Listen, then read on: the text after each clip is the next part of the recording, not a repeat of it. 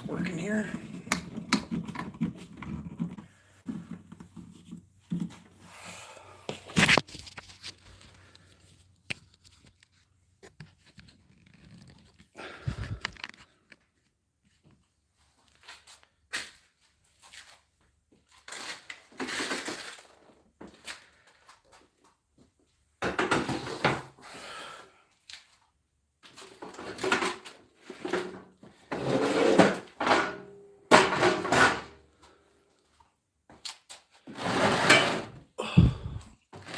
Yo, what's up, Daryl? How you doing, buddy?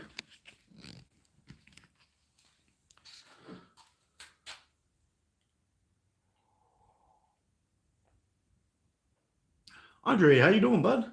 Look what I got going on here. Do a little shooting with this bad boy today. Yo, what's up, Rex?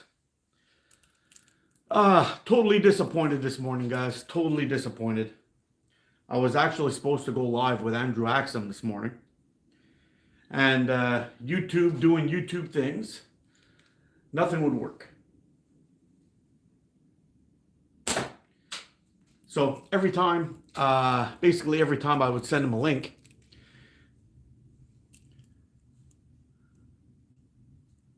oh, cool. Every time I was supposed to send him a link, it would get to him, but the link wouldn't open up properly. And it would never, for those of you guys who've done co-lives before, it would not send me back to the page. So once I send the link, it usually send you back to the page and you can go live or whatever it is. And it just skipped that page, just wouldn't work. So anyway, it was kind of annoying. I think we must have tried close to a dozen times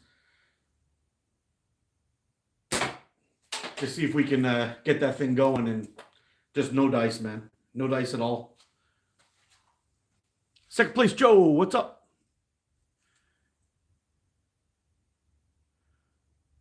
Oh, there he is.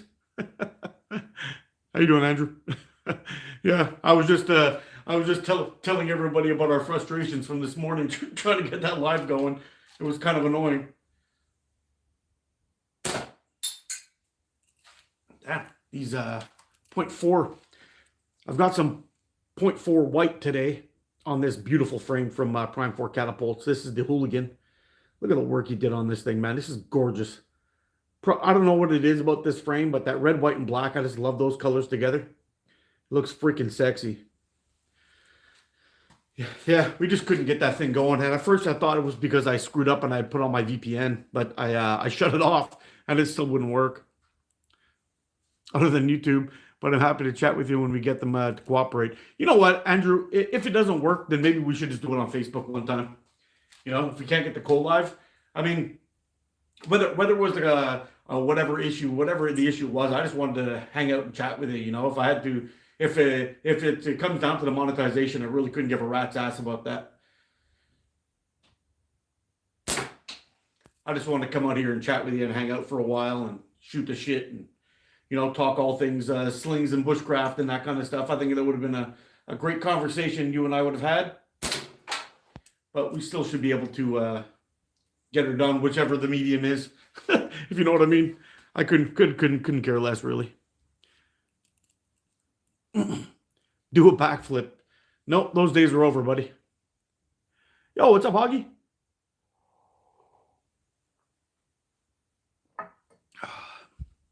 Like my new mug. I know it's going to be backwards for you guys, but I'll read it to you. It says, patience, what you have when there are too many witnesses. Yeah, got that for Christmas this year. Yeah. And it's kind of accurate.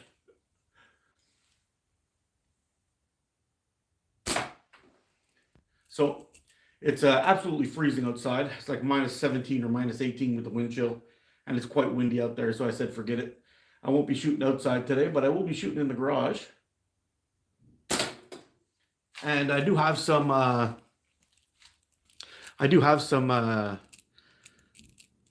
guess some frames I could probably start today, which would be pretty decent, or one I could probably finish, but I don't want to get into it with my bearskin hoodie on. It'll get all filthy and nasty.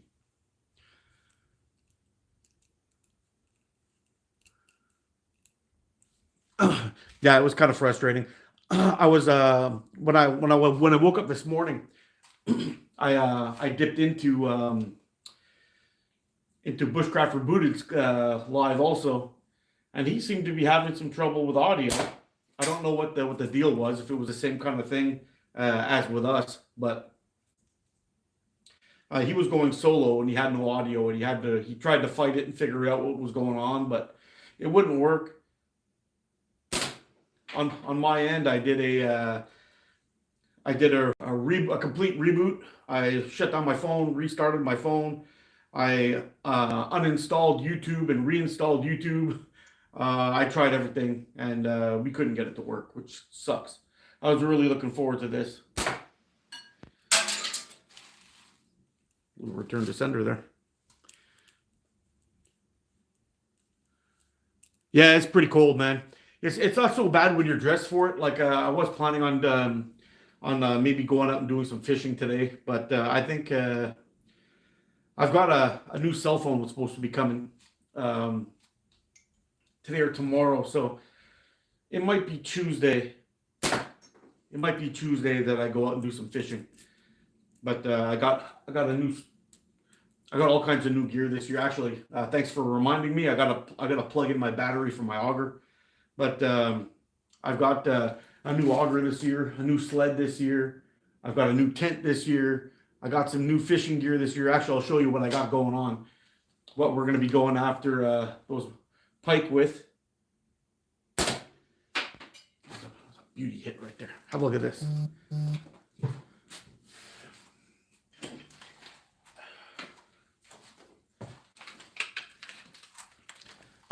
All right, so the rod I'm going to be using is a Sonicor from 13. Now, I have a fishing rod from these guys. It's absolutely fantastic. This is just an ice fishing combo. You can see how really short it is. It's a medium heavy. Good for these big monster pike and muskie. Should be pretty nice. Now, how I use these things is I got this guy basically dressed up with some 40-pound braid. I know it seems like a lot, but when you're fishing those big pike, they have like a braid that's kind of got like a wax on it, or there's something on it, so the ice doesn't really accumulate on it all that much. But it's kind of neat because I set this guy up. Hold on a second. This is the rig that I typically use. In Quebec, we have these things. They call them tip downs or tip ups, whatever you want to call it. The French here in Quebec, they call them the brimbal. So it's basically a stick that goes into the ground, and you have another stick that kind of seesaws on the top of it, and you can see the little bites when you get them. I went away from those years ago, and I started using these. Now, basically what this does is you take your rod, you lock it in there, and then your string will come down and lock into these alligator clips.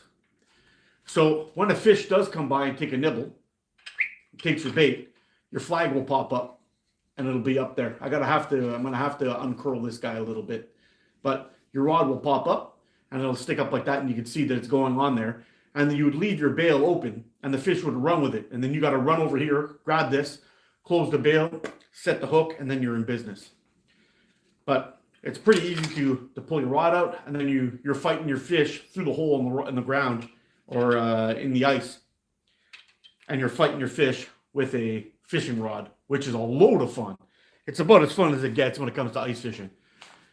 But that's the new setup, and I've got about six or seven of these complete setups now, and it's going to be a whole lot of fun.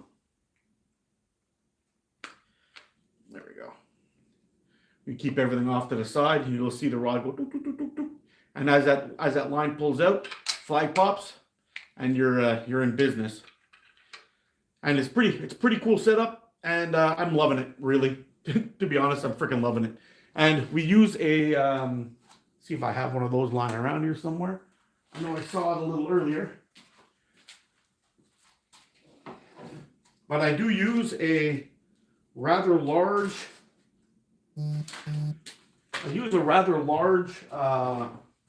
setup for hooks. I don't know if you guys can hear me all that well, but shit, I don't know where I put them. But basically, I have it's like a bipod of 2 treble hooks. One of them will go through the nose of the fish that I'm going after, and the other one goes in the back somewhere. So when you drop that down on the water, your fish will stay like this. And the bait that I use is pretty big. It's mackerel.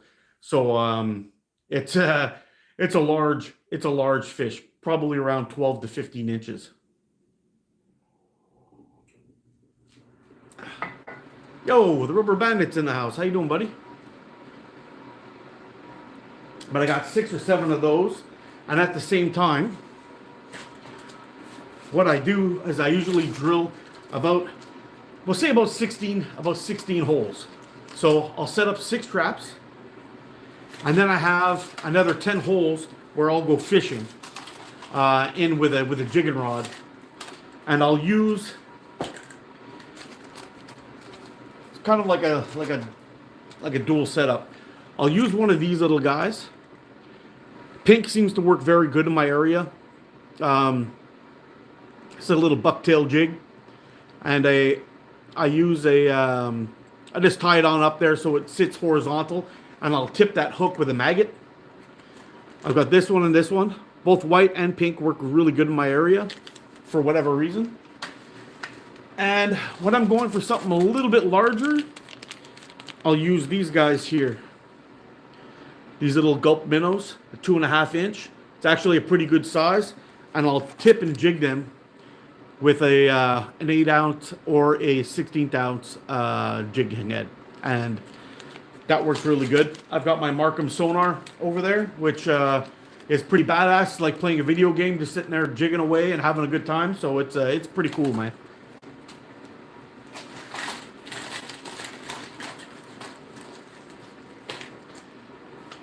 It's pretty cool. I'll just leave that there for now.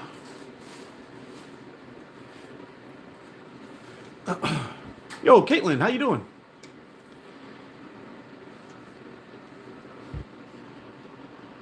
Carrie, how you doing, man? Ooh, Sam, what's up?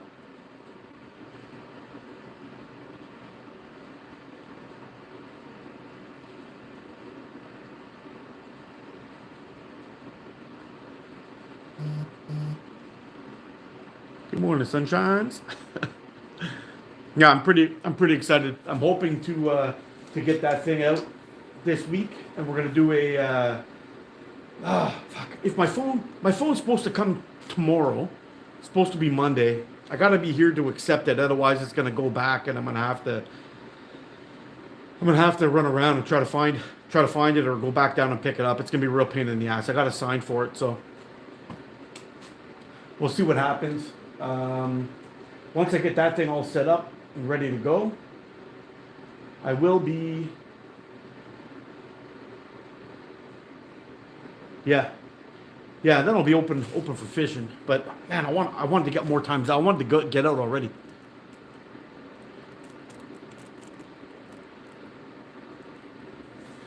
Oh, I'm surviving, man. I'm surviving. I'm hoping to get out and do some fishing this week. It's been kind of busy, unfortunately, with my son just wrapping up his work and everything like that. But I was hoping to get out and do some fishing, catch some big toothy critters.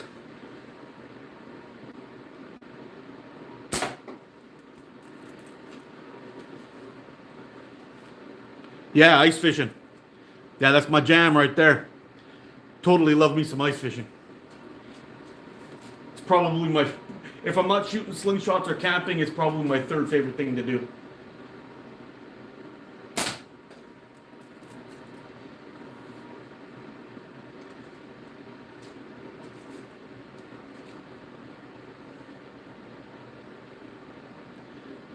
I'll send you some pictures later, Caitlin.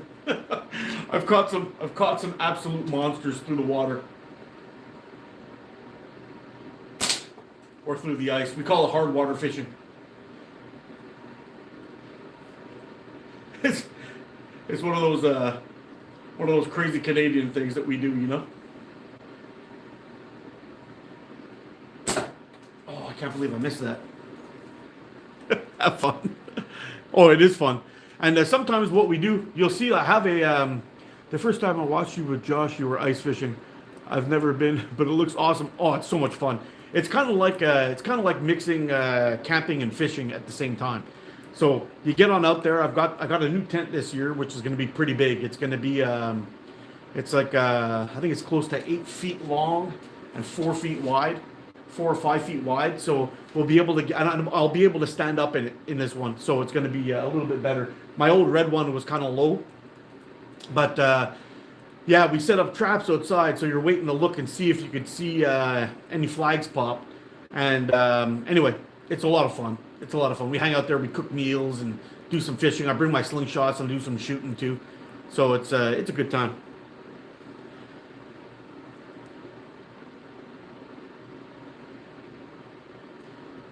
Ah, I was ice fishing. Oh, I think I might have. My son might have actually caught his first muskie in that video. That was like a year or two ago. It was pretty cool. Yeah, my son caught a really nice one. It was around 40, 45 inches long.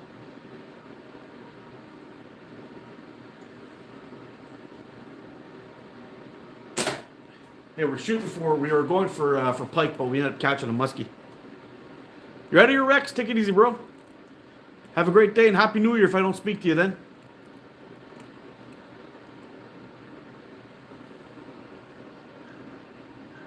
Do I use human antifreeze?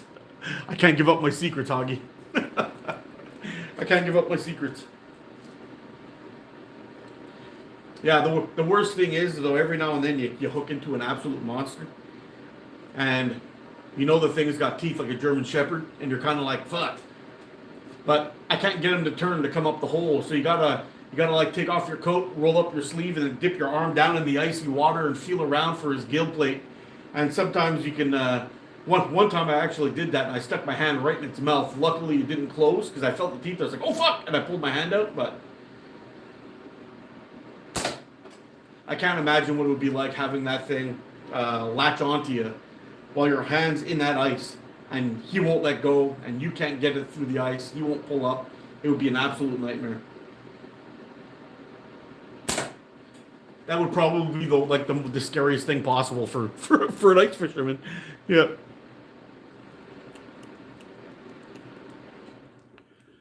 Do I have to reserve spots or do you get there early to claim your spot? That's pretty much it.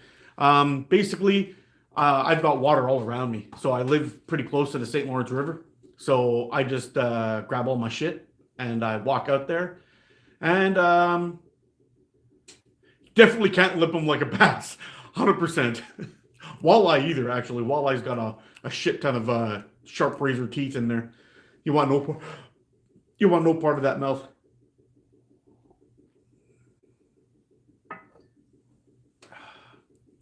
Yeah.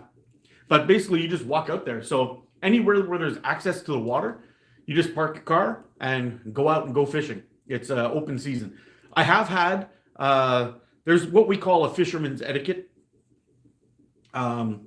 where once you get in your spot, you don't crowd somebody. So if somebody's fishing in a spot that you want, they got there first, it's kind of like too bad. Those are his holes. He drilled those holes. We'll stay away from them. I've had a spot that got ruined actually by a bunch of people that had absolutely no fisherman's etiquette, absolutely none. Basically, we had got out and I had drilled five or six holes around, and I drilled a straight line going right up the middle. So that area should have been mine. I had this asshole show up. And he was sitting there watching me from where I was going. And out of my 10 holes, I had 4 of them that were producing fish. So whatever the structure was under the ice, it was a spot that liked to hold fish. So I would catch 1 or 2 out of the hole, and then it would go dead for a bit. So I'd change holes, and I'd go back and fish again and change holes, and then oh, this one's producing, and I would put like a little stick in the snow beside it, so I knew which ones were holding fish, and I would cycle through them and come back and forth, and as other fish would move out or I'd catch them, other fish would take those spots. This fucking asshole shows up and starts drilling holes 1 meter away from my holes and started fishing the ones that were producing fish. I'm like, dude, what the fuck are you doing, man? He's like, you don't own the whole fucking lake? I'm like, I know I don't own the whole lake, but there's all of that around. Why are you drilling holes beside the ones that are mine that are fishing, that are catching fish? So you're being a douchebag, man. So not only that, now you've let too much light in and you spooked them all away. And anyway, we had a couple of times where some people showed up and pulled weird shit like that on us. I've even had another guy just show up and say, hey, you're not fishing that hole right now. I'm like, I drilled the fucking hole. That's my line. Fuck off. It's almost like going into the woods and finding somebody's trapping line and taking it because they're not there at the moment, you know? No, it was crazy. There was a couple of times where we almost had some came close to having a brawl on the ice. But it was we had another time too, actually, where I was out fishing and I had this really, really good spot that I would go there and I would go there with like 96 minnows in the morning. And by 9 or 10 o'clock, me or my buddy were going back to the minnow shop to buy some more, to catch some more fish. And we had a good 100 something fish on the ice. And these guys showed up. Yeah, drilled. Yeah. These guys showed up and found out where we were fishing. The next time we showed up every day, this guy in a gray parka would come back in and he would fish the exact spots that we had found. Now, we had already put in the work by, you know, figuring out where all these things work. We had this little grid and lined up with these trees, and we figured out exactly where we wanted to place our tents and everything. And this guy saw us fishing there from the highway and then came back out after and started fishing the same spot. The next year, he brought everybody and his fucking family. It was crazy. We showed up and there was like 30 people on the ice. And I got pissed off because we were seeing like these Chinese packs of cigarettes on the floor everywhere. They would just leave it right on the ice. Propane bottles, pizza boxes. They were chumming the holes with shrimp, which is illegal in our area. They were doing all kinds of things. And when the guy would pack up, he would never pick up his garbage. He just left it there on the fucking ice. Him and his whole fucking family. There was like 12 or 13 of them. And there's one thing, like I get annoyed at leaving the rubbish all over the place. That kind of pissed me off. But I got really angry when the guy caught a pike, which is my targeted species, and he fucking killed it and threw it on the ice. And I'm like, oh man, you're taking that little pike home? He's like, no, I'm killing it because I don't want it to eat my other fish. And I'm like, okay, that's it. So in Quebec, we have this phone number. It's called anti-briconnage. It's basically a poaching line. And I fucking called it. I called it on them. I'm like, look, I got this giant group of Chinese guys that come here on the daily. They leave their fucking garbage, propane tanks, all this stuff. And I just caught the fucking guy killing a pike, threw it on the ice, and he told me himself that it was because they eat all of his panfish that he's going for. I said, that's unacceptable. I can't have that. So they said, okay, the next time you're in the area and you see, and he's like, are they there now? I said, no, the guy's left. But the next time he's in the area, please call back this number. And they gave me a separate number to call. And sure enough, the next day I was there doing my fishing, and those fuckers showed up. They started doing the same shit. They were chumming the holes with shrimp and doing all these things. And anyway, I ended up fucking calling them. They showed up, and every single fucking one of them didn't have a fishing license. There was 12 of them. Not one of them had a fishing license. They all got busted. They all had fish on the ice too, which adds to their thing. The police came over right away. The what do they call them? The Ministry of Natural Resources cops. I don't know what the fuck you call them, but they came up to me and my buddy right away, asked us for our fishing license. So I gave it to them. I'm like, I'm fully licensed. I'm doing everything legal, so I have no issue. He went over to those guys, and it was one after another. They're writing up tickets like crazy. And anyway, a lot of them got kicked off the ice. Almost all of them got tickets, and they got kicked off the ice. The next day or 2 days later, I'm back on the ice. The game wardens, yeah, I'm back on the ice, and the guys there, they're all there again, every single one of them. And they started asking me, "Oh man, did you see the cops? The cops came. Did they ask you anything? Did you get a ticket?" I'm like, no, I'm fully licensed. I follow the rules. It's very simple. Said, "Did you guys get tickets?" He's like, "Yeah, man, we all got tickets." I said, "So what did you guys do? Go get your license?" The guy's like, "No." He's like, "Fuck that." He just didn't even get his license again. It's crazy.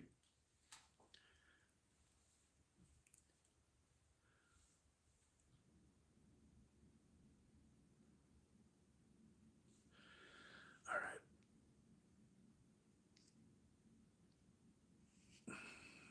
Yeah. See you later, buddy.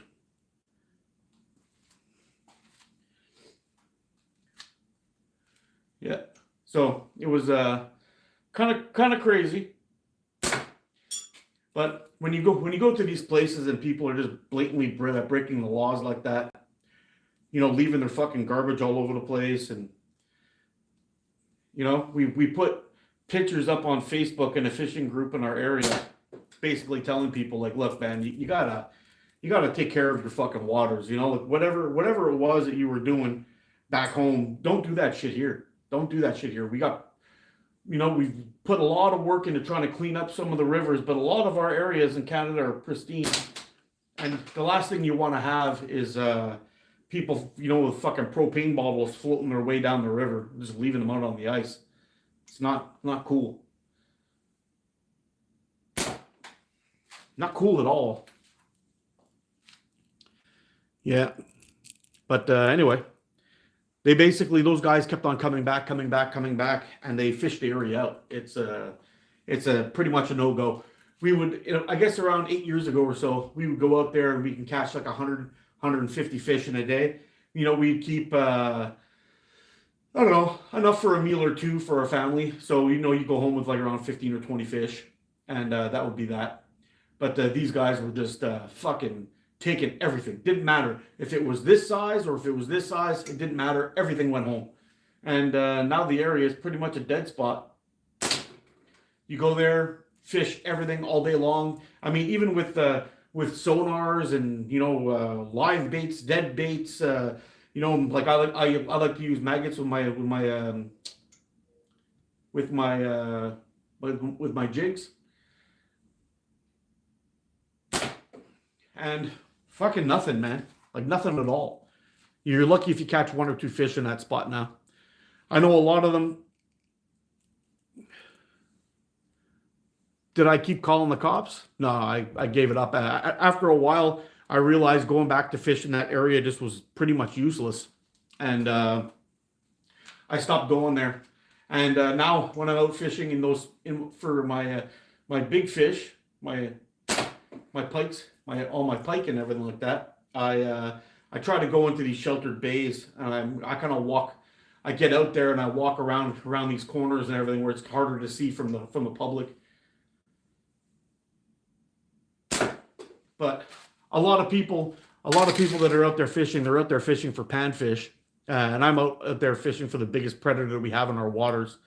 So when I'm doing that, there's a lot of people that don't have the gear or even fish with those things. Most of these guys are out with just small little jigging rods, and if you catch one of those, you're in deep shit. You're in deep shit trying to catch a monster like that on a little tiny fishing rod. It's pretty much a no-go. Oh, you ready here, Carrie? Take it easy, bro.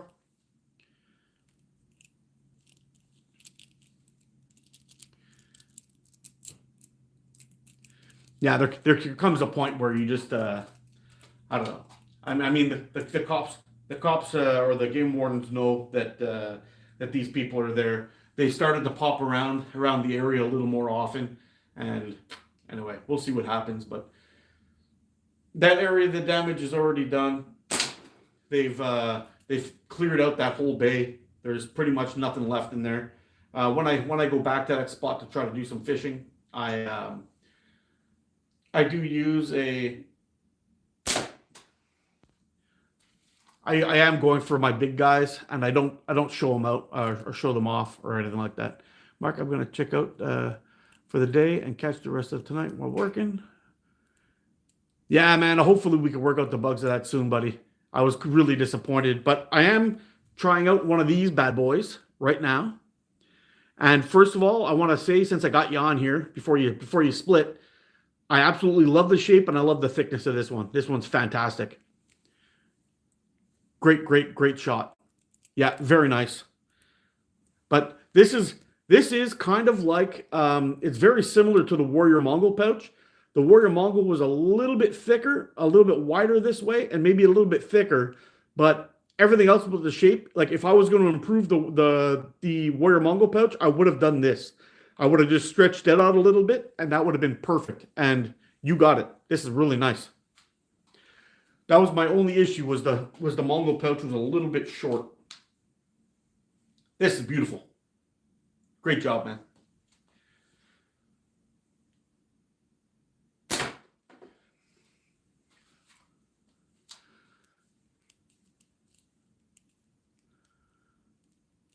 Have no other side of that leather. Thank you, sir.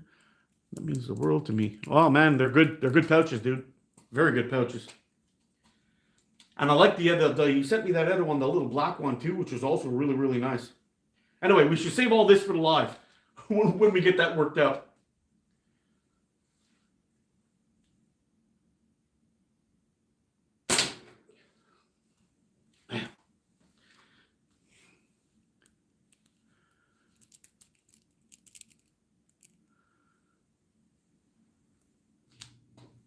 Take it easy, bro.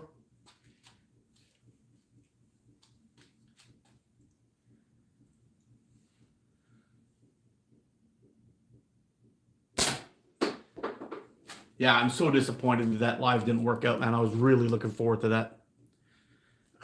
Andrew's a really good dude, and I thought it was going to be an absolute blast to chat with him. I was super disappointed when I sent that link and the link didn't pop up, and I was like, here we go.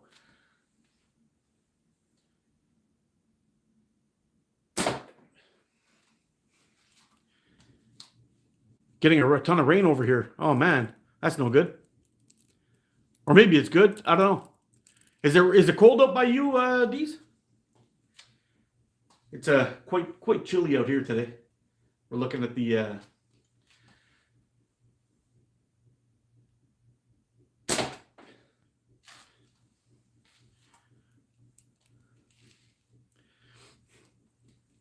actually, since we got Dees on here, I'll give you a look. I've been working on the shop.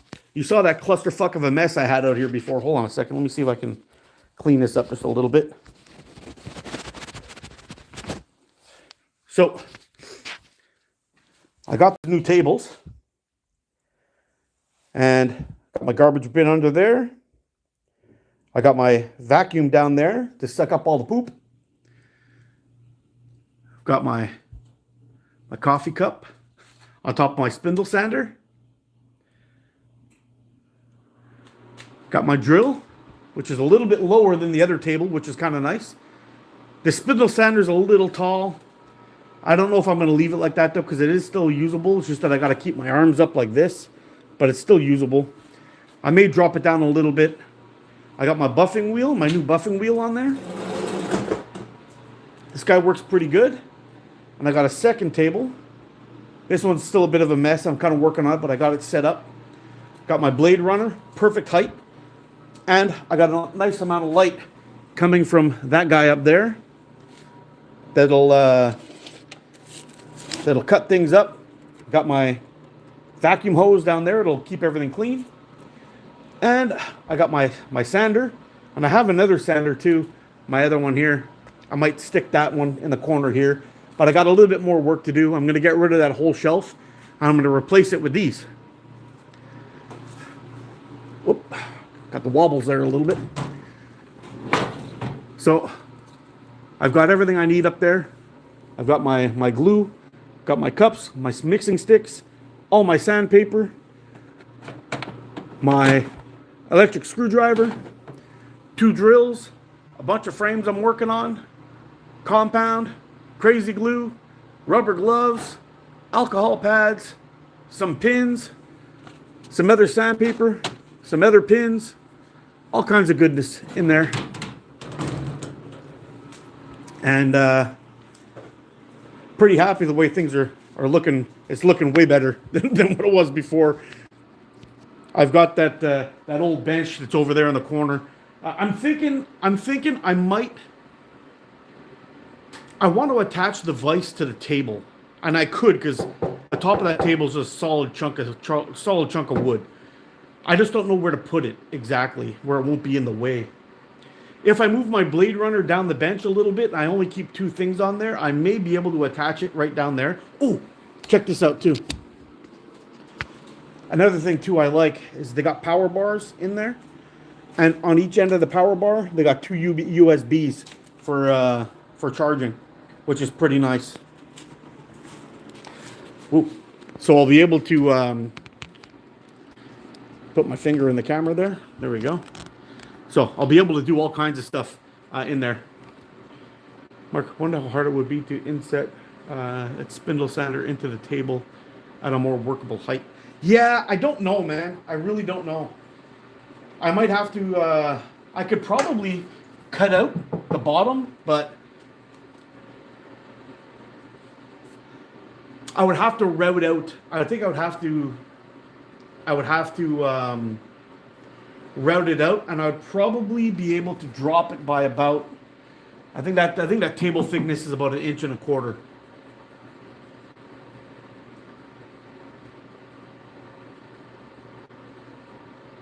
You inspired him.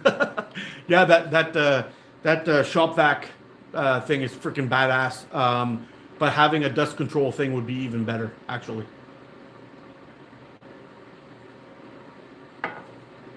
I would set them up all over. I'd put hoses on everything. I would put it on the spindle sander and everything. I'm just wondering. I mean, it would be cool if I would be able to, cut a hole on that table maybe, and then put the spindle sander under it, and then bolt it in from the top. I don't know if I can even do that. I don't know. I really gotta figure it out. But I may just drop the table down by 2 inches. 2 inches would make all the difference. It sounds crazy, but it would.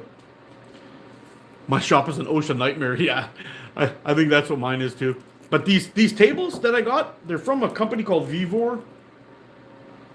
And it was kind of funny because I was looking for diaphragm pumps for work, and I found one on there, but they were out of stock, and they had some other tool that I was looking for. It kind of looked like a belt sander and an angle grinder had a baby, and I was like, "Fuck, that thing would be really good for polishing our rolls." And I bought one of those, and price difference. The one from Walter was $1,300, something like that. And this one was $179, and I'm like, okay, it's $179 bucks, but I mean, how bad could it be? Bought the tool, and wow, thing's freaking amazing. So I ended up finding that that diaphragm pump. I ordered the diaphragm pump. It has 80 gallons per minute. It pulls out the varnish really quick. Anyway, it's just great stuff all the way around. And anyway, while I was poking through there, I found these workbenches, and I'm like, fuck, you know what? Maybe I should, yo, what's up, Dean? I was like, maybe I should get myself one of these tables and replace that old beat up one that I bought and see how it goes. So I ordered one, got it in, and I was like, fuck, this thing's good for 2,000 pounds. Super, super sturdy and durable. I mean, it does have a little bit of a wiggle to it, but that's really not the end of the world. I think it's going to be pretty good. So I picked up one, set it up, started doing some work with it, and it works great. So I ordered the second one. The second one doesn't have, it has a regular feet, plus it has a wheel option. So I could take that thing out and roll it around the shop if I wanted to. When I'm getting really into it, instead of leaving it against the wall, I could swing it out this way and have it have them go corner to corner, so I don't even have to go that far. It will just cut off that area of the garage, which is pretty neat. Lock those wheels down, and it's just as sturdy as the other one. So at that point, I was kind of like, okay, I want to get rid of that. I want to get rid of that old shelf I had in the back. I've got a bunch of paint and shit that I got to take to the dump anyway, so I'm gonna pull a bunch of that shit down, get it ready for the next trip to the dump, and then I'll get rid of all the old paints that I have. I've got this weird bar thing that you put bottles upside down on it, and it's not so bad, but it does leak a little bit. What's up, Dean? Yeah, so I think that would probably be the next best thing would be to bump me up to a kick-ass setup would be that would be a dust control system. That would be pretty damn good, I think. But I do want to get one, two, at least three more of those little cabinets up there, and I'll be able to put all the shit that I need in there, like my tape measures, all that other stuff, and have that going all the way across, and actually use one of those for my materials. I want to keep my materials clean. I can put all the G10 on top, or put all the micarta on top, G10 on bottom. The dust is nuts. Oh, it really is bad.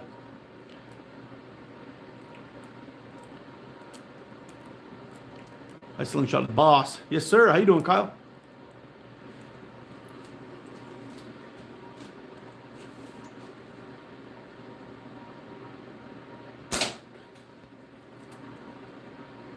And I'm shooting a little bit short. I'm around 27 feet here. And it shoots all right. I guess if you shoot something really small, it kind of makes up for the difference a little bit. And the good thing about it is the big issue with slingshot shooting that I find is that when you wait for a long time in between shooting sessions, I find it does affect your release a little bit, and your release can get a little bit plucky or sloppy. So it's kind of good, even if at close range, to get these shots in, and it keeps your release honest, I guess you could say. Yeah.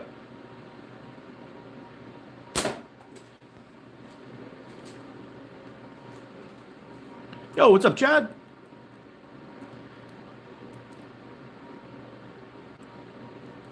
Yeah, what am I shooting? I've got 1/4-inch steel I'm shooting in there. I got 1/4-inch steel. I got an Andrew Axiom kangaroo leather pouch. Got some Omega Slings 0.4 elastic on here. And I'm shooting at a Scorgan Slings 20 millimeter flipper.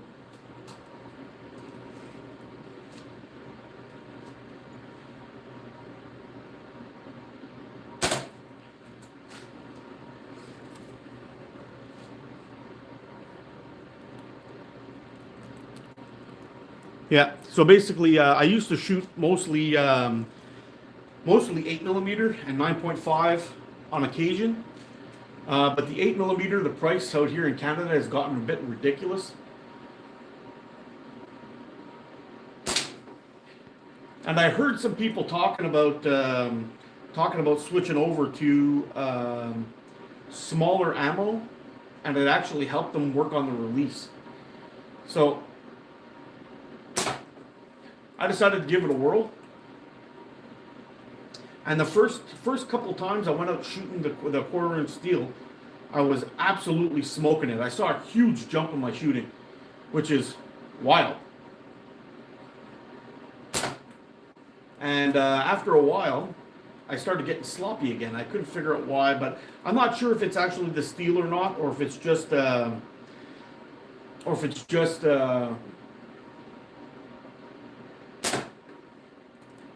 having inconsistent practice. Sometimes I'm out here shooting Sometimes I'm out here shooting almost every day, and other days I'm out here shooting once in a while. So I know it's not the I know it's not the best, but like I went 2 or 3 weeks. Okay, nah, with the 1/4 inch steel, I wouldn't suggest hunting with that. I would stick to 9.5 for that. Yeah, 6 millimeter, same kind of thing. 1/4 inch, 6 millimeter. I think it's like 6.4 millimeters or whatever it is for a 1/4 inch, something like that.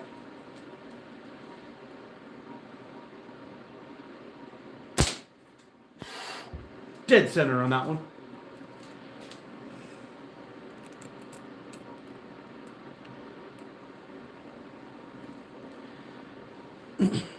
But these brew pouches that I got from Andrew are pretty nice.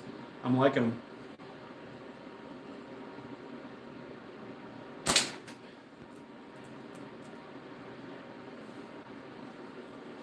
See if I can turn you around just a little bit.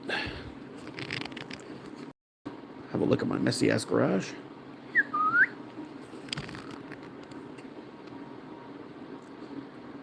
Yeah, half my garage is looking good. The rest of it is looking like absolute dog shit. But I need some more time to get to the dump.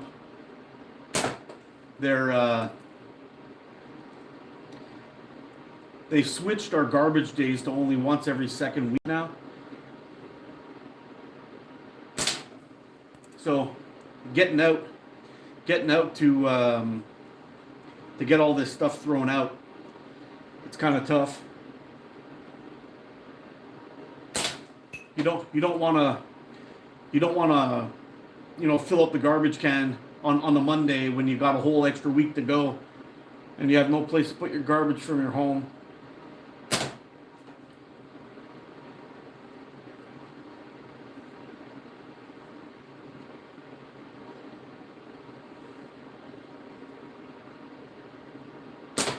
Oh, there's a miss.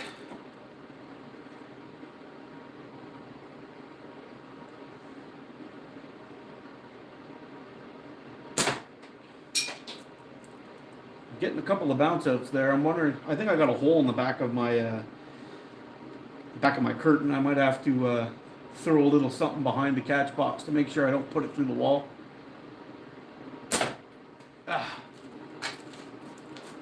Falling apart, guys. We're falling apart.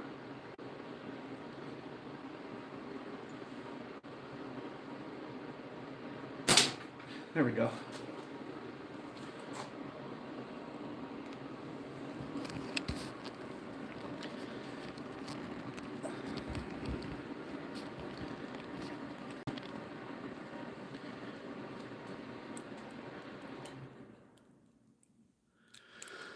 Yeah, Jeff. Yeah, it's kind of the same deal here, man. I've done a lot of work. Like I'm about 2/3 of the way back now, which is pretty good. But I've got a bunch of shit I got to get rid of, and I've got these two big metal racks down in the back that I wanna completely eliminate. I want to get them out of here, but I have to. I gotta on Vivor actually. This company that I'm buying these things from, they've got another rack. It's around $175. So, and the shipping's included, by the way. So I'm thinking I'll place another order for one of those soon, and get that get all that stuff thrown out, tossed out at the dump. Get all that gone. It'll clear up a lot of that space.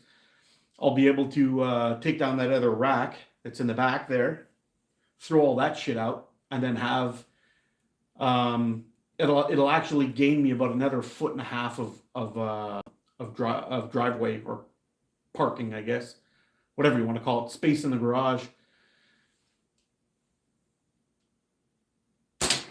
And I think my goal will be is for the door that goes inside the house. I wanna put the refrigerator, not a refrigerator, but a freezer in that corner there. But I want to get rid of the one that I have. I have a little chest freezer, and it's kind of annoying because shit gets buried down on the fucking bottom and you can never find it.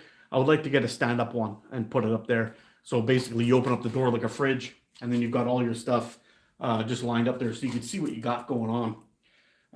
Basically, in that thing, I keep whatever won't fit in my freezer in the house. Well, I'll put in there. Plus, all my fishing bait goes in there. All my bags of mackerel.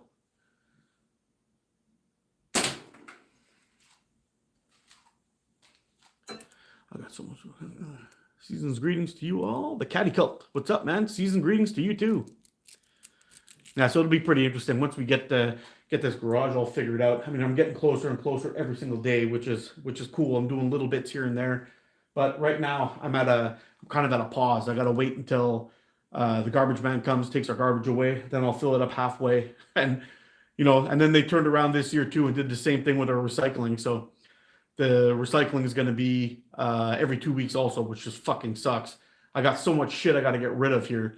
And when you go to the eco center, they like, what do you have? I have this. The metal stuff goes here. This goes there. So you got to separate it all when you're throwing it in the garbage, which kind of sucks. But I've got, once I get rid of that rack, I can throw that rack away, get that thing tossed out of here. I'll get one rack that'll put all the seasonal stuff on there, like all the, the Christmas tree, the decorations, Halloween stuff, all of those things will go on the first rack in the corner. When I get the second rack in, that'll be all my sporting goods stuff. So, like my fishing rods, all that stuff. We'll get all that stuff tucked away in there also. That'll be pretty good. And I think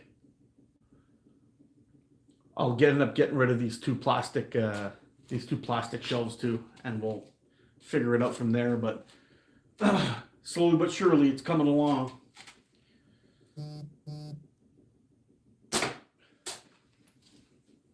I think I'm going to switch it up. I'm going to pull up the Avro, have some fun with that.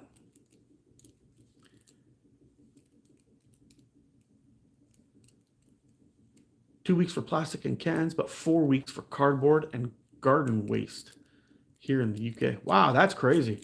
You would think it would go the other way around, for us, we throw everything into our recycling bin, and they sort it out when it gets down there. All the paper and the plastic or whatever, they sort it out, and the cans. But they'll want us to return the cans for change. But I mean, fuck, man, I'm not doing that. I know I gotta pay for the thing, but I don't have time to be driving that thing, waiting in line to fucking return all my cans. I got no fucking time for that shit. So I throw it in the recycling bin, or I shoot them all with my slingshot. I shoot them up with my slingshot, and I call them good. But I don't got time for running to the store. There's a big lineup of people going to two machines that you can squish them up and get your 10 cents back. Yeah, that was good. All right. We're going to put away this guy for now. We may revisit. This is the Hooligan from Prime 4 Catapults. Absolute beauty of work on this guy. Put this guy away. This was the Omega White 0.4 with the Andrew Axiom pouch on there. And now we're going to pull out the Avro, which is my design. We've got a 0.4.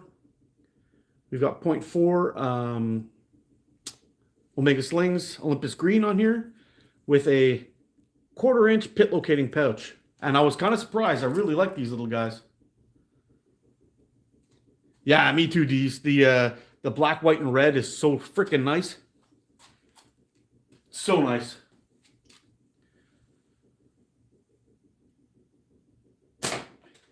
Ooh, this one shoots different. I was kind of surprised. I know when I was talking to the guys over at Omega, they were saying that they're coming out with a 0.4 and that they didn't think it was going to last long. Well, on my last live, I tested these guys out, the 0.4. I've got them tapered 18 to 12. I've got them tapered 18 to 12. I shot probably around 200 shots through them. A couple times I've come out here in the garage and shot in between that live and now. And we're probably around probably around, I guess around 350 shots probably on these bands, and they're still going strong. Whew. And they're bringing plenty of heat.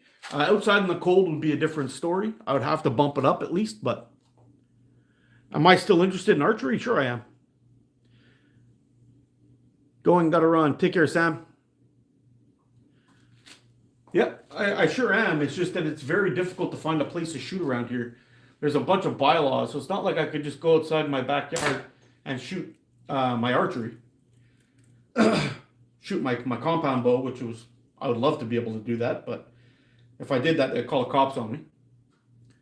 So,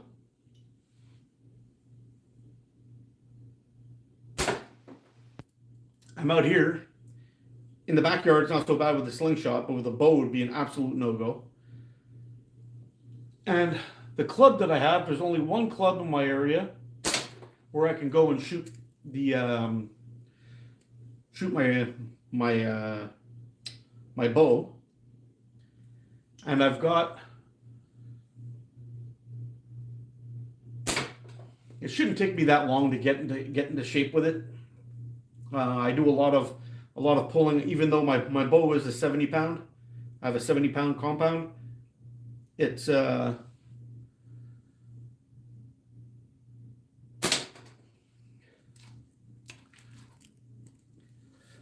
you're out of here, Daryl? Take it easy, bud.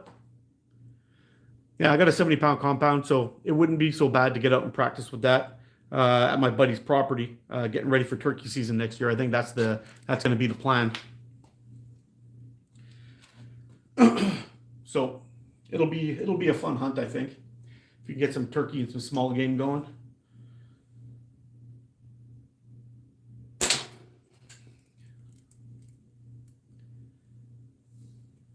But before that happens, I would need to get up there and get some shots through my bow, make sure I'm shooting clean first.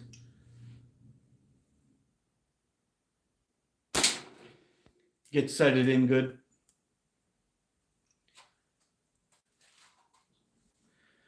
Yo, Scorgan Slingshots, how you doing, buddy? I'm putting an absolute ass whooping on that 20 millimeter flipper you sent me inside the garage this morning.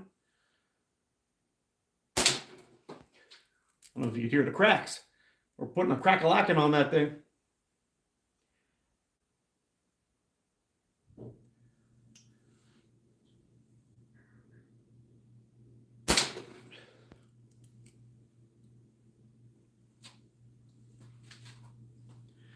I shoot my slingshots before work and archery after work. Oh, nice. Yeah, I'm hoping at some point, you know, if all the stars aligned and I win a lottery or some shit, I'll be able to get a decent property where I'll be able to do all that stuff. Just get a couple of archery targets set up, couple of, you know, have a complete range. Just have some fun. The roll, how you doing, buddy? Yeah, my back's starting to kill me. I'm gonna have to fucking sit down for a minute.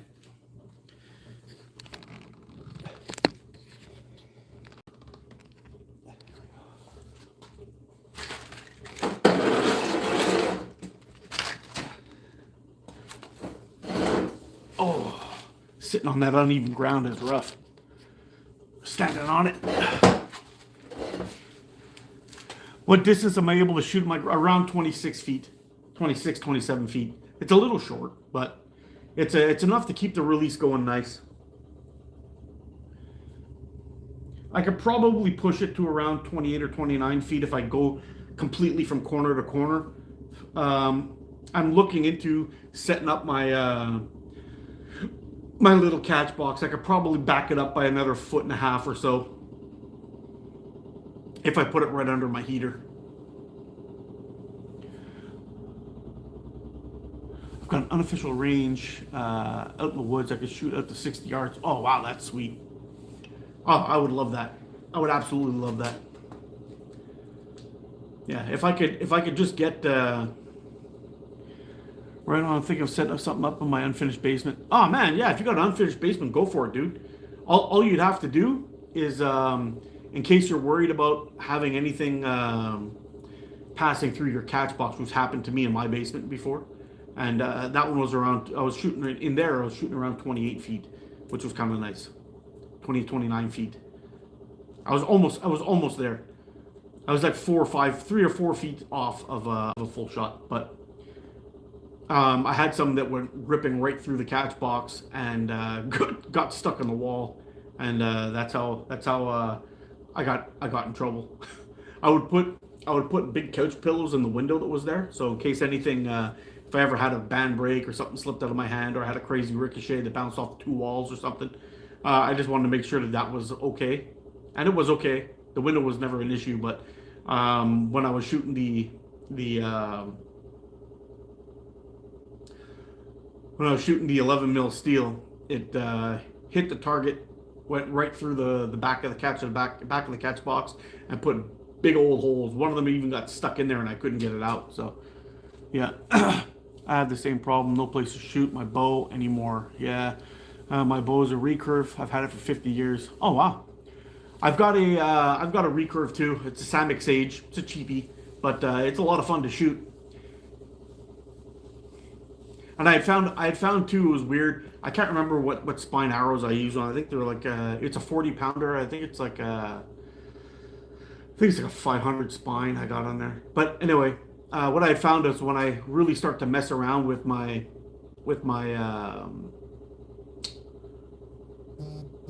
when I started messing around with my arrows a little bit, trying to get them tuned in, I found it was depending if I wanted to go a harder arrow or a softer arrow, really made a big difference. And it's kind of weird because I was expecting it to be a little bit more tricky. I thought it was going to be a little bit more tricky because you're shooting straight off the shelf, right? Because the recurve that I have on the riser has a cutout, like a compound bow almost. And I was thinking there would be less issue with that, but it didn't change anything. So I had to really mess around with the spines of my arrows to get them to start shooting straight. It was weird. Steel reinforced walls when you sell the place. Yeah. I don't know. I don't shoot clay at all, man. I don't like clay. I've had a bunch of issues with clay and accuracy. I've even had some that were the same diameter, but the weights were different. I went that far. Yeah. I mean, it was only a little bit, but I don't know. I found that when I was shooting, once I hit around that 12 to 15 meter mark, I started getting really crazy curves, and they weren't shooting straight at all. And I actually thought, I actually got this slingshot from Shane over at Island Made Catapults. That was pretty good. I was shooting it at one point, man. I couldn't miss a fucking thing with it. I was hitting everything. And then winter came by, and I set up this can in my backyard, and I was like, okay. I had like a big soup can that I stuck on a post. I stuck in the snow, and I was shooting off the deck. And I was a little concerned, depending on the angles and whatever it is, I'd get some ricochets off, and it would shoot my neighbor's house. So I ended up getting a pile of clay, and I started shooting it, and I'm like, fuck, I missed a can, I missed a can, I missed a can, I missed a can, hit the can, miss a can, hit the can, miss a can. I'm like, what the fuck is going on here, man? I'm hitting a 40 mil flipper. Anywhere from 8 on 10 to 12 on 10 on the regular. How could I be missing this freaking can? And I started shooting, and hit and miss all the time. I'm like, fuck. So I'm like, okay, there must be something wrong. And I started changing all kinds of things in the way I was shooting the frame. And I was able to get a little bit better with it, but not much. I was still around 3 or 4 on 10 on this stupid soup can that was out of around 15 meters. And sure enough, I said, I'm going to go get steel and see what happens. I was stacking the shots on top of the shots over and over and over again, shooting steel with it. And with the clay, I was having all kinds of problems. So after that, I was kind of like, no, I'm done. Now, there's a few things that I was doing wrong, to be fair. I was shooting bands that were good for 8 mil steel, and I was shooting 8 mil steel, and I was shooting clays with it. I should have definitely dialed it back a little bit. I was probably shooting a way too hot of a band set for that, and that was proven by how many times that was proven by how many times I had actually had bands snap on me. I'm gonna open up this here. I had bands snap on me early, which is a sign of overpowered bands. Hold on. Before I go on too far in my story here, I'll see what's going on here.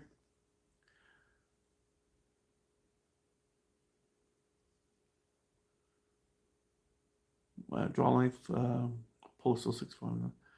I'll come back to slingshots. Am I going to the Midwest Slingshot Tournament in Indiana? Probably not, man.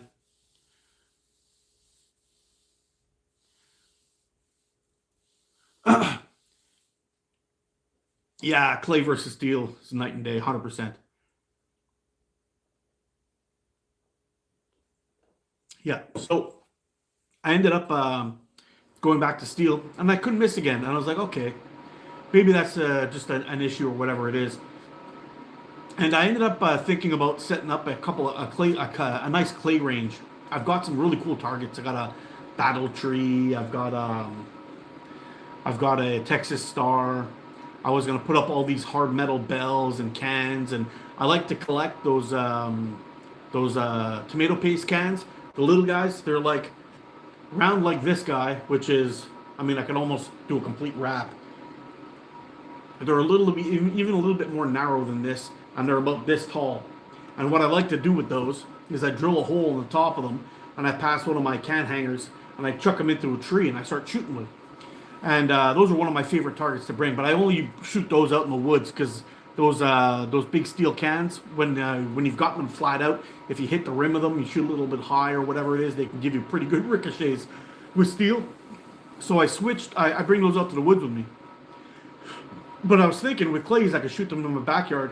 I was going to set up a clay target site range and a steel range, but it wasn't working out. Anyway, it is what it is. But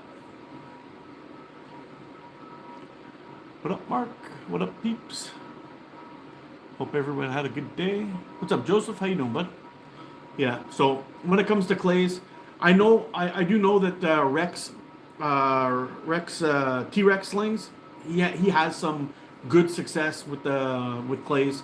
He shoots great with them, but he's getting the Walmart clay down in the U.S. I know Simple Shot has a good quality clay also. I don't have access to those. I know it cost me a fucking fortune to get the Simple Shot clay shipped up here.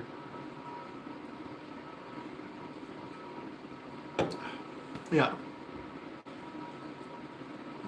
I actually just sent a frame down to somebody in the U.S. and I put the value as $40. They got nailed with $42 worth of fucking import charges. Unbelievable. Like, I don't know what to say. That seems a little excessive, but that's like 100% tariffs. I don't know.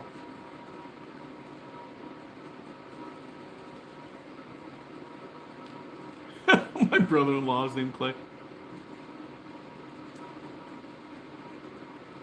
Yeah, it's expensive. I've heard the Walmart clay is pretty good, but I've had mixed reviews. Some people that shot the clay say it's pretty good. Some of them say it's full of powder and dusty and whatever. But wherever Rex is getting his from, it seems to be pretty good quality.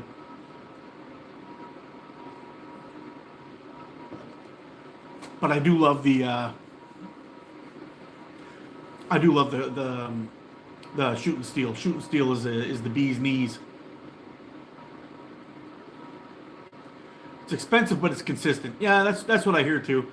All the clay that I was able to get off of online, it's all like some of them are bean shaped, some of them are round, some of them are some of them are like 11 millimeter wide, or some of them are like 8 millimeter wide. They're all over the place, so it's kind of shit. Paul McInnes, I'm from Nova Scotia. Very cool, man. I'm your neighbor over here in Quebec.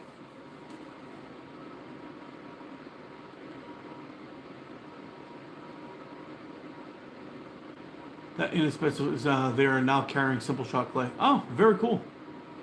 Yeah, The Walmarts up here in Canada don't carry it at all. It's unfortunate, but if I want to get like clay beads, it's all for like planting and stuff. It's all for plants and stuff like that. So,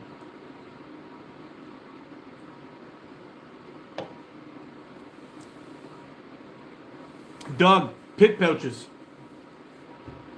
I'm actually shooting one here now. It's I've got some pretty good results with it so far. I'm liking it. For the longest time, I was more of a. I went from pit pouches to rue pouches, and for ammo that's smaller than 9.5 millimeter steel, 9.5 or 11 millimeter steel, I'd like to still shoot with um, a pit pouch, so it doesn't seem to feel so large in my hand. Also, people who shoot um, people who shoot are just starting out in a sport, for example, I think it's better to start with pit pouches, and it kind of breaks your fingers into feeling that ball, and that's what I ended up doing because the first pouches that I had got were from some Chinese company, and then the next one I got was Simple Shot stuff.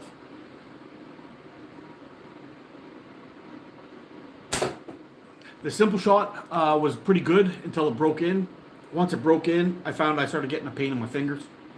When I found out about GZK, I ordered GZK pit locating pouches, and wow, what a difference! It made the ball feel a little smaller, gave it a cleaner release. It would just slip from my fingers. It was more of a flat than it was. It was more flat, like this one. You can see it's kind of flat and on a. Hold on a second. And this is a rue pouch. It's still a bit firm, but you can see on this one. Whoops. You can see on this one, it's more like a ball in there. And until your hand kind of breaks in, woo, that was stanky. Until your hand kind of breaks it in, you may have some issues or whatever. Yo, Leon, what's up, man?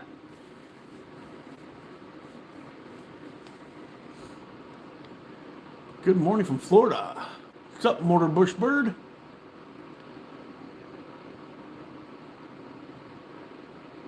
Yeah, it's kind of interesting. For short draw, long draw, I couldn't really talk about that at all. I'm not really a proficient long draw shooter by any stretch, but shooting short draw, I like them. I think they're pretty good. For the quarter inch, I find they're pretty nice. 9.5, 8 millimeter steel. I think I still prefer. I think I still prefer it in a regular pouch, I guess. But so far, pretty damn good.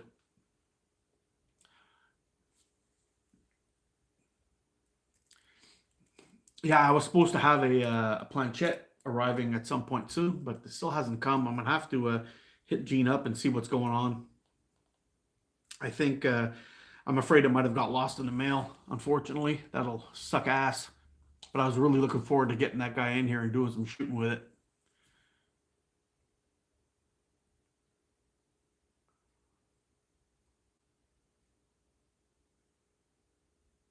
Yo, Vic, how's it going, man? Did your package arrive? I haven't checked the tracking yet, but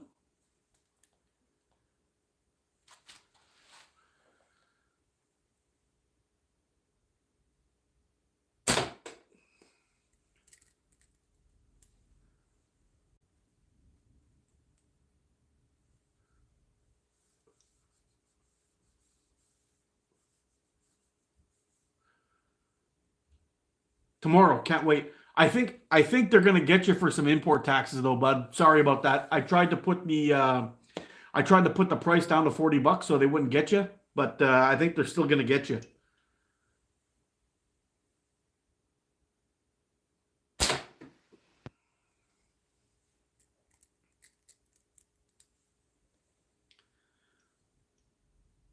I'm glad it's going to be in tomorrow, though. I'm excited, dude. I'm telling you, when I finish that guy up, I got a pretty damn good polish on that aluminum. On that aluminum, it was killing me. It was hard to let go of that one.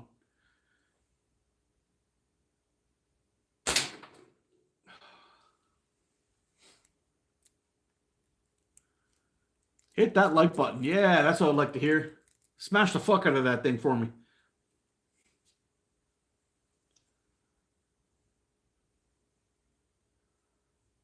Oh shit! Slingshot Sniper just got up to 100,000 subscribers. That's awesome. It's in good hands. I'm glad it's going to be in good hands.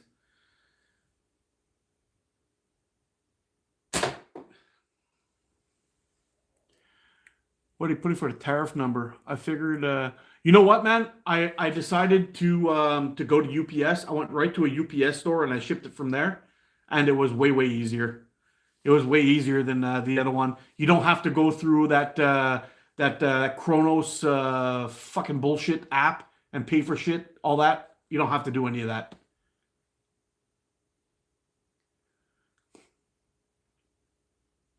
The best thing is to go to a UPS store and have the guy behind the counter do it for you. They figure it all out. They do everything. You just show up, hand them the package, say this is what it is, blah blah blah, and then bam, the guy just like prints out a label, slaps it on the box, and ships it. The first time though, I went to one. They handed me a bunch of paperwork to fill out. It was not the same. I went to a UPS store in at a Walmart that we have local here. I didn't even know it existed there. Had no idea, but. I went there and the guy did everything for me. It took me, I was in and out in 5 minutes, got everything done, and that was that.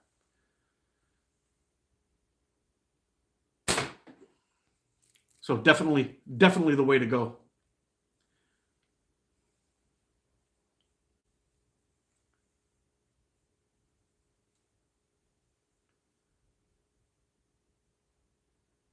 You know what I did? They asked me if the product was made in Canada, and I made the parts. I didn't go and say, "Oh, the G10 is from here, the aluminum was from there." I didn't do any of that. All I told them was, "Yes, it was made in Canada. I made it. I put it together. I made it." That's it. And if anybody has anything to say about that, well, I bought my aluminum in Canada. Where it came from, I don't know. That's it. That's all I got.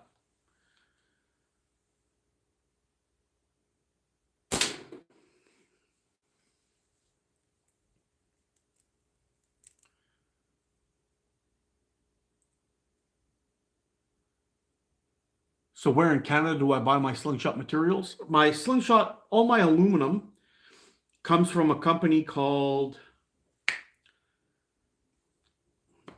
like Steels R Us or something like that, and it ships out of Nova Scotia or New Brunswick. I can't remember which one it came out of. So I bought it from Canada, came in here. The the other ones, the G10 and stuff, I buy from two places. One of them comes from China, and one of them comes from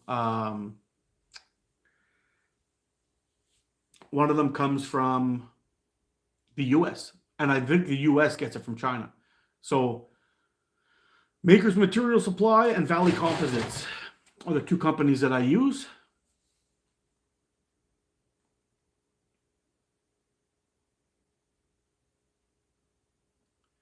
Yeah, and that's the thing is you know the materials, they never asked me where the materials came from. They asked me if this thing was made in Canada. I made the slingshot. This slingshot here was made by me in Canada in my garage, right where we're sitting and talking right now. So that's that. I don't think no matter what it is that you buy, I don't think it really makes a difference, because if you're going to buy anything that has electrical in it, it's going to have some Chinese parts. It's just a fact, you know? So all that way around, I mean, all the ins and outs of it, nobody told me any different. Nobody asked me any other questions. Where this was the slingshot made? I made it here. I made it here. That's it.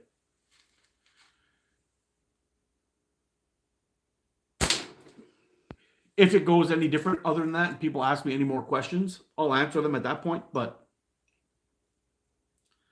yeah,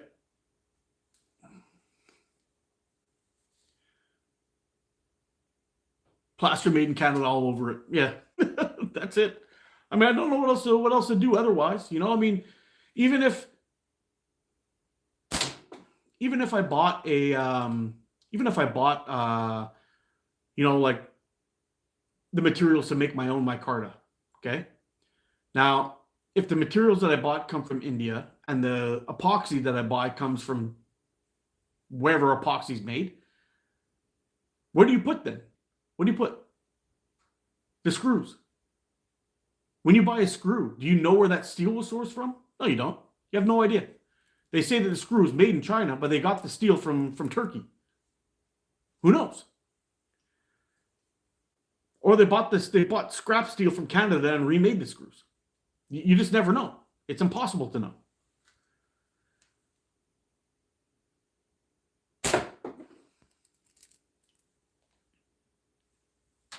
Oh, weird. Had a screw.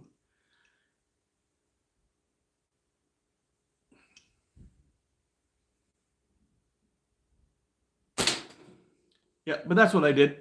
It was me who made the slingshot, and it was me who said that it's made in Canada because it was made in Canada. The slingshot itself was made in Canada. Materials, I don't know. But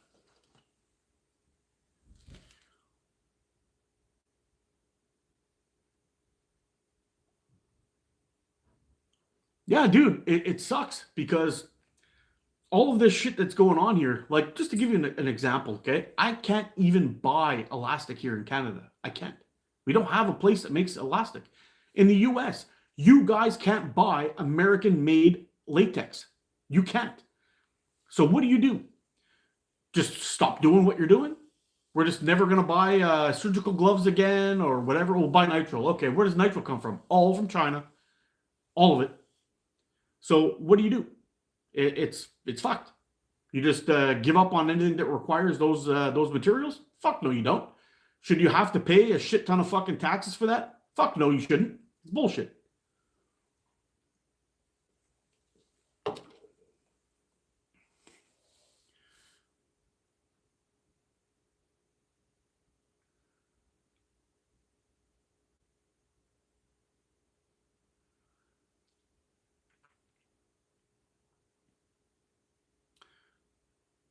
Yo, Nico, how you doing, buddy? From Greece. It's back again. My brother from Greece. Yeah, that's the thing. I stopped trying to fill out the paperwork online and from home and doing it that way, and I bring it to the place and the guy does it himself. I give him the information. I sign off to the best of my knowledge. This is where this stuff came from, and that's that.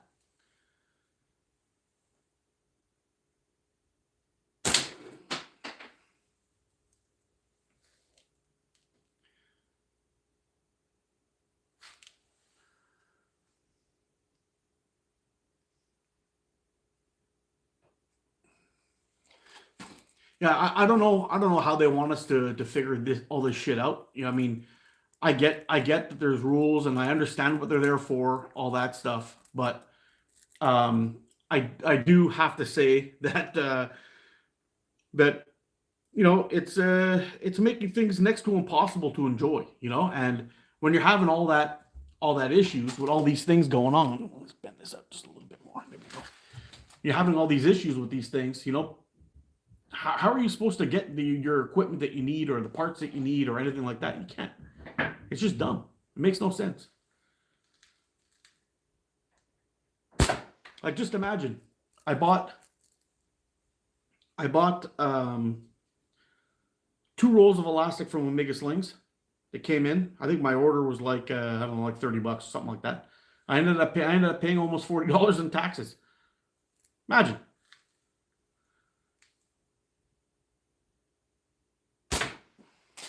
And I know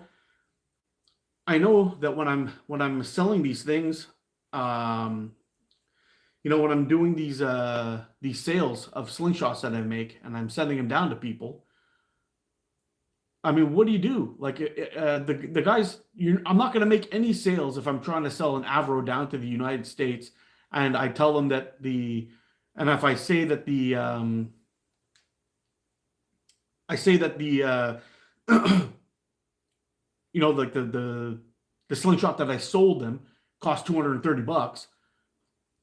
I know that it's gonna be the guy's gonna end up having to fucking pay, another 150, $200 in fucking taxes. It's dumb. It makes no sense. So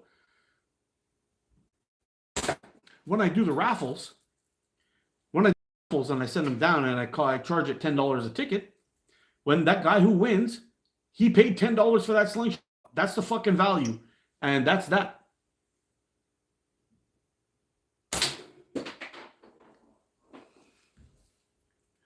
Government get their greasy hands into everything. Yes, they do, Hoggy. Yes, they do.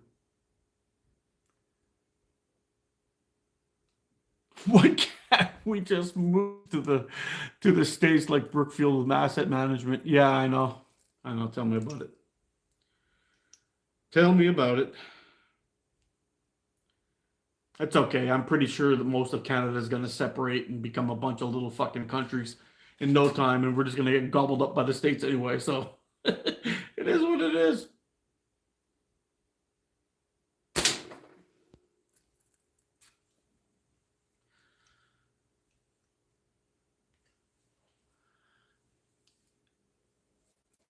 Brookfield. I can't believe our prime minister's such a fucking criminal though. It's just wild. Actually, I should be careful what I say now that we've got a new law going. They're gonna arrest me for fucking speaking the truth. That whole malinformation thing.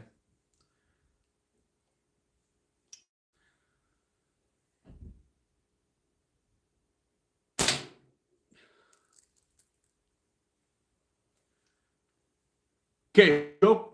Scott, I gotta show you something. Give me a second.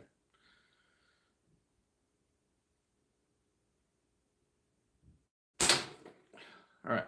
That's like 4 hits in a row. We're just gonna leave the Avro right here. We're gonna go take a look.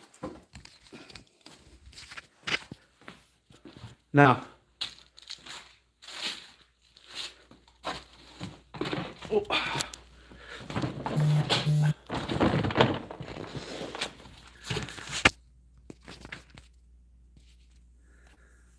I have hit this thing so many times. I mean, look at all that. Look at all of that. Okay? Make sure there's no holes in the back there. I have hit this thing so many times. It's fluffing up. Nothing's coming apart. I'm sure I've got somewhere around 1,000 hits. This is all the ammo that's in there. And I've cleared it out once. These things are durable as hell. All those extra stitches that you put in there are going to keep this thing together forever. Durable as hell. Look at that. Total win. Smaller than my thumb. Badassery.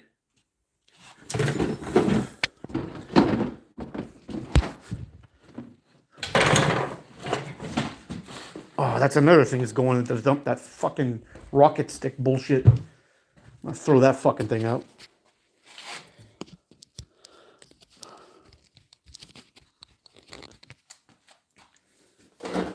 Yeah. So I've put an absolute savage beating on those things. Will, yeah, I have.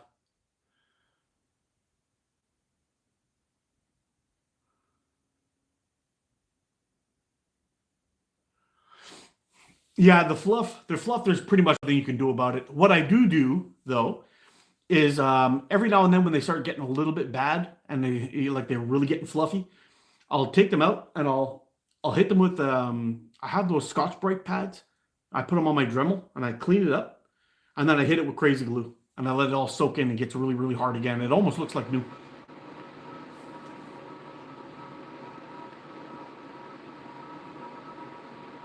Double saddle stitch, yeah, that's the way to go, man.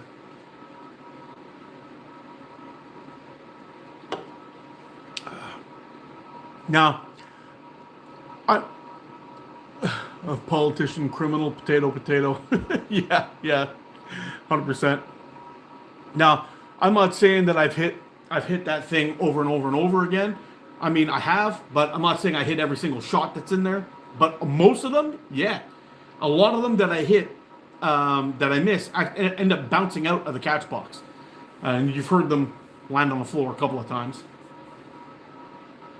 And if I hit too high up on the thing, I get a return to sender out of the catch box. But most of them are hits, and that thing is just taking it. It's just taking them real good. So I don't know how many shots that thing's going to take before I destroy it, but I'm having a feeling that it probably won't break at the flipper. It'll probably wear out from spinning around the shock cord. I think that's the case. I have been trying to think about a way I can remedy that, and I'm actually thinking about cutting a piece of straw, like a real plastic straw, and tucking it in the loop, and then attaching it to the catch box. Because of some of these leather ones, man, they last a long time. But but where it spins is where they wear out. And the last 2 or 3, I had a couple from Timber 26 also, durable as hell, same kind of thing. The only thing is that from where it spins around that loop, that's where I've had that problem.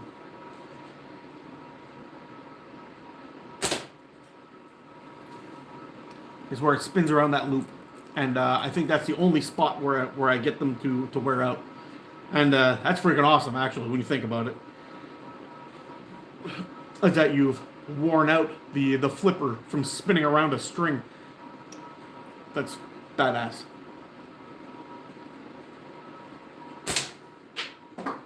Woo.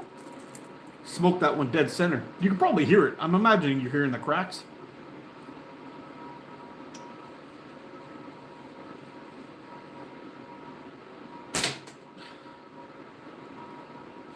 It's fun.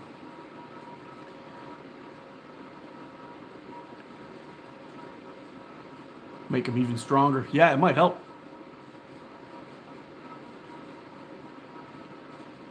Yeah.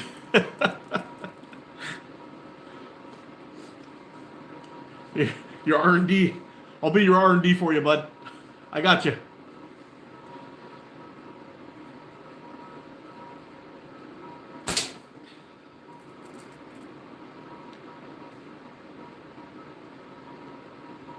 Never thought I could shoot from a sit down position. I'm doing pretty good. It's like 5 or 6 in a row now.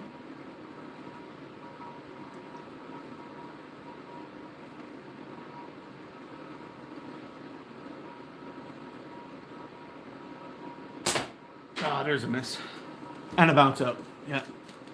Yeah, a little bit of G10 tubing could remedy that. Oh shit, G10. Yeah, the only thing I'm worried about the G10 is not flexible enough, so if you do hit the tubing, it will splinter out.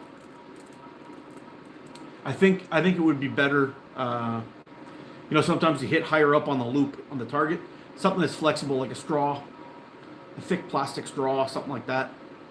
I think that would be the best. It would just add enough slickness and wear to it, and if it does hit it, it won't. It'll just flex with the hit. It won't break.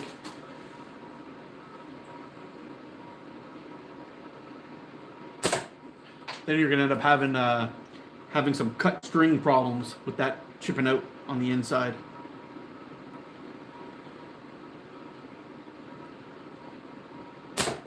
Oh, there's a miss.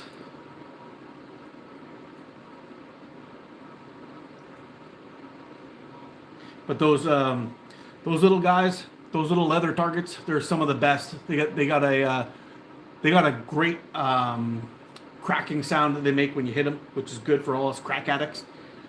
And they're durable as hell. They'll take a lot of shots.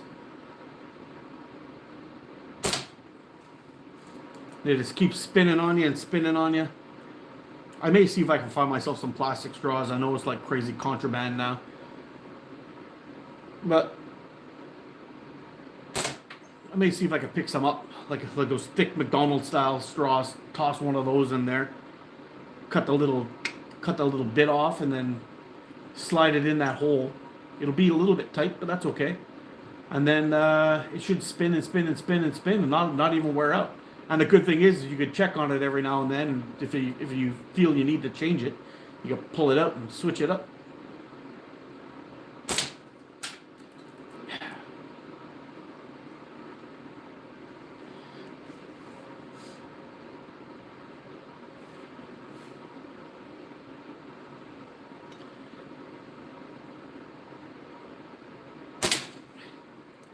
The wild thing is,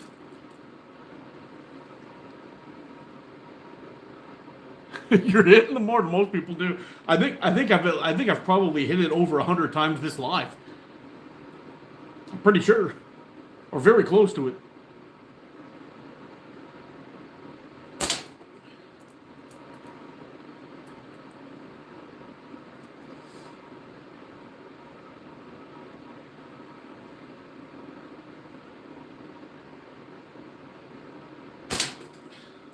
I'm like 7 in a row already. Again.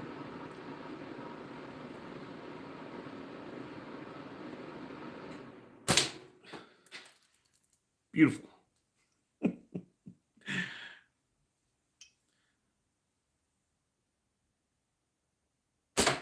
Oh, got it. Just at the bottom of it, though, it didn't make that good crack sound. When you drop it right in that little red dot in the center, it really makes a good noise. Got it again. That's 10 in a row. See how far we can go.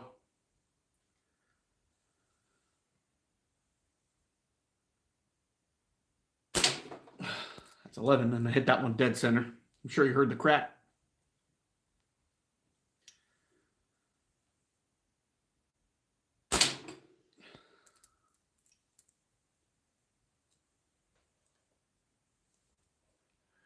Everyone kind of should own a bearskin hoodie.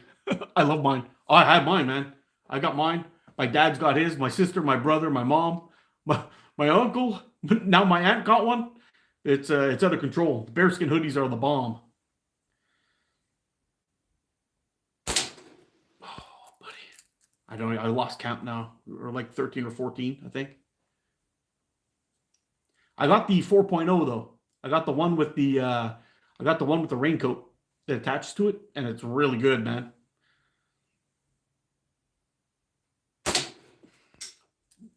I think I'll be able to wear that probably all winter long with a sweater under it.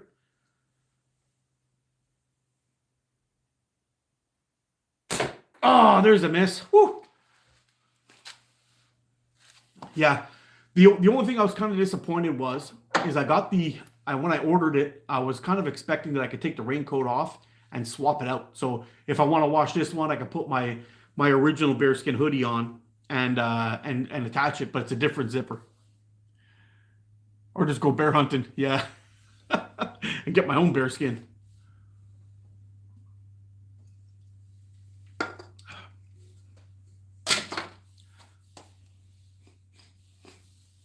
I'll end up going around smelling like a bear, though. That's the worst thing possible. I fucking reek those things.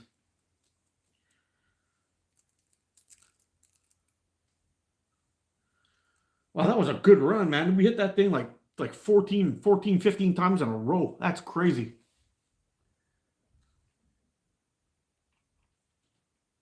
And I'm sure it doesn't look any different than it did last time either when we first came out. Yeah, so just to give you an idea, all of that, there was more on here. I've been picking off the front for a while, but I had that on both sides when I came out here. And we've been hitting that thing over and over and over and over again. Like, wild.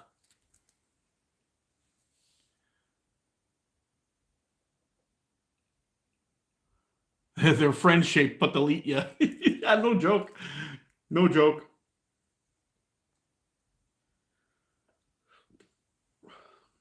Yeah, it's always. I've had so many people, they ask me all the time, like, you're not worried when you go backcountry camping and you got bears and shit. I'm like, nah, not worried about bears at all. You keep a clean camp, you never really have to worry about them. If you happen to bump into one on the trail, make yourself look big. Don't make eye contact. Talk loudly, thrash around, carry bear spray. I've never had to use it, but carry bear spray. But those of people that are going out there and they've got their deodorant on and they've got their scented candles going, whatever. I mean, what the fuck, dude? Just ring the dinner bell and say, "Here, Barry, Barry, Barry, I got something for you." But the thing I'm most worried about is fucking ticks. That's what I'm worried about. Those little bastards. Those little bastards, you can't see them. You can't figure out their behavior. They don't care if you got food or not. They could smell that carbon dioxide coming off your breath, and they get fucking little tick blood boners for you, and they want to give you all kinds of weird shit. And that's my issue with those little things. Oh, trade time. Go fuck yourself, buddy. While you're at, rub one up to your uncle.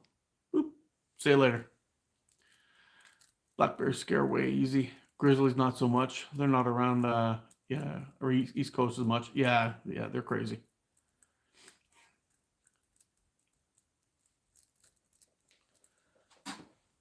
Yeah, ticks are crazy. They're really bad. And it's funny, like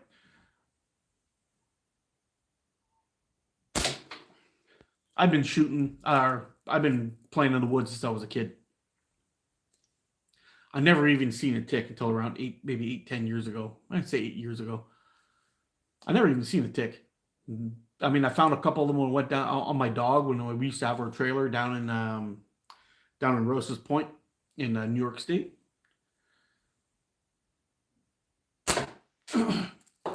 Never seen a tick. A little dog tick one time on my dog, but that was about it. Now, now it's fucking wild. Now there's fucking ticks everywhere. Every time I go out, I get a tick on me. And there's all kinds of crazy shit they can give you. Lyme's scary, but Rocky Mountain spotted fever, that's fucking terrifying too, man. Getting bit by a Lone Star tick and winding up with alpha gal or anything like that, where you're allergic to meat. Holy fuck! I would just shoot myself in the face with if I got allergic to meat. That'd be terrible.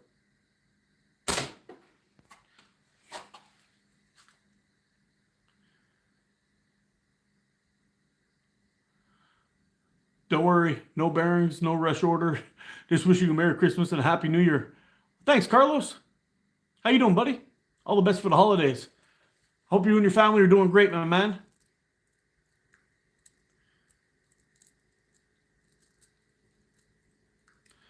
Yeah, and I mean, I've been pretty cautious when I'm going out in the woods now. I try to stay on trail for the most part. When I do go off trail, I try to make sure I'm not walking through any tall grasses or anything like that. There's always some small shrubs and things that'll brush up against you while you're walking through. But what I started to do was bringing one of those lint rollers with me with the little plastic bits on them, and I roll myself down. Get my legs, my pants, all that stuff. Um, and you can pick off those little bastard blood sucking bastards, and just I torch them. I just hit them with a lighter, burn that whole plastic thing on there. The little bit of glue on there keeps it burning for a while. So you just toast those little guys and call it good. But those little rollers will pick them right off your clothes. And unfortunately, in Canada, unless you have a livestock or anything like that, you're not allowed to have permethrin, which would absolutely keep them off your clothes. It would be no problem. You would problem solved. A little bit of permethrin, soak clothes, let it dry, and you'd be fine. I know Sawyer has a product that's like that, but you can't get it. They won't allow it in Canada. But those lint rollers, basically what you do is you just keep one in your pack, you pull it out, it's got the little sticky tape on it, you give yourself a quick roll while you're walking off trail. As soon as you get on trail, you give yourself a roll down, and if you're with a buddy, your buddy can get your back for you, and you're pretty much good to go. I mean, at that point, you follow the regular protocols. Tuck your sock into your pants. Your shirt goes into your pants tuck into your socks. Your shirt tucks into your pants. Any overclothing above that should also be tucked in too. So there's only one There's only one layer on the exterior. You don't want them crawling in your shirt, and then you're thinking you're fine. Then he climbs up on the back of your head or your neck and then gets you. So it's wear one layer or two layers or three layers, but have them all tucked in. Is basically what I'm trying to say. Give yourself some insect repellent. That'll help for a bit. The I found the what the fuck was it called? Okay, starts with a C, I think. You've got your regular deep woods off, and then you have one that has, instead of having DEET, it's got DEET and this other shit. I can't remember what it's called, but that stuff actually works a little bit better than DEET does for ticks or for those kind of things. But if you can get some permethrin and you give your clothes a dip and let it dry, that stuff absolutely works for ticks. I've seen a guy do a test with one where he had a tick on a table, and he put his finger down, and the tick started walking right towards his finger. Put a drop of permethrin on it, put his finger back down the thing, and the tick actually ran away. Very interesting.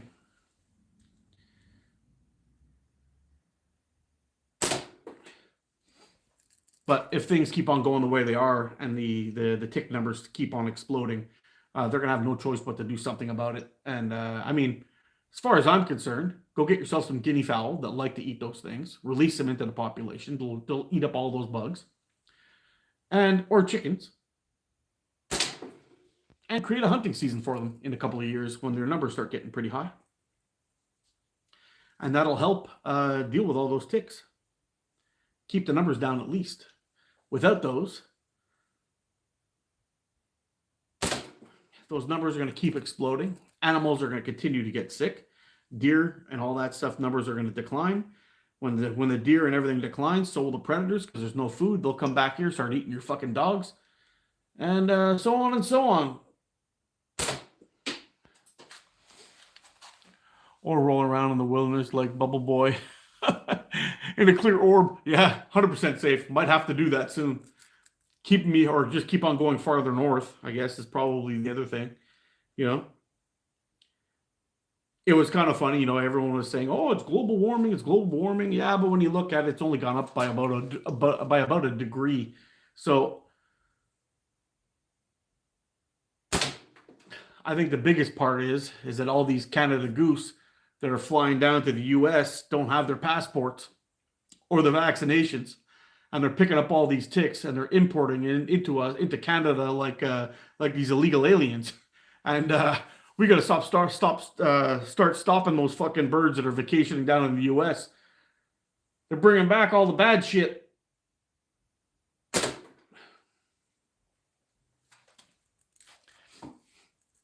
Yeah, I think that'll be the deal. We'll have to build a mandatory tick vaccine coming soon to a government near you. Oh, fuck yeah.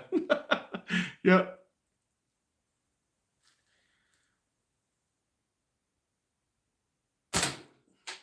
Yeah, unfortunately, it'll probably end up being filled with some kind of monkeypox, monkey DNA disease virus.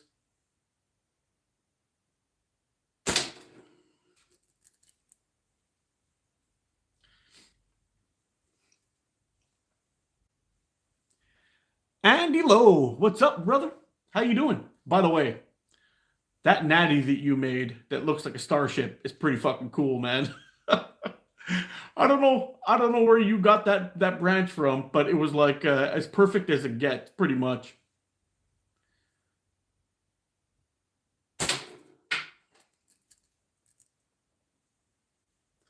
That thing is just wild. How does it shoot for you? I'm curious.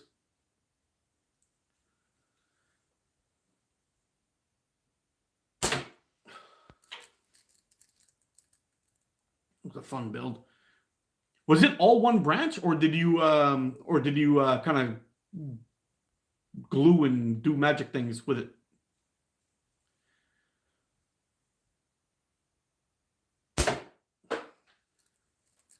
Yeah, one branch. That's just nuts. That's like a 1 in a million, man. Like finding another branch like that is next to impossible, I'd imagine. Looks like it was made out of oak too.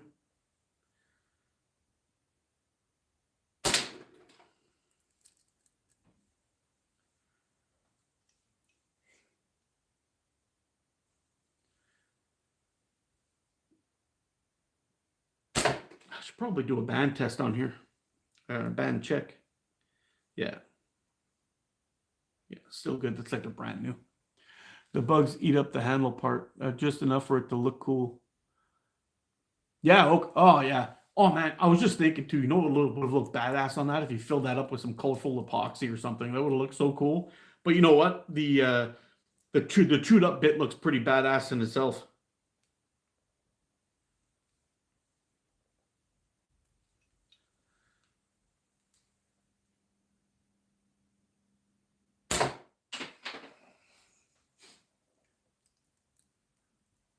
No, he's got a natty with a little boner, but he's got another one that has like an arm brace that comes all the way up. It holds it hammer grip, and with the forks that stick out like a little bit farther past the hand. It looks so cool. Actually, both of those are good. He's got the well hung natty and the I don't know what you call the other one. The big one's crazy.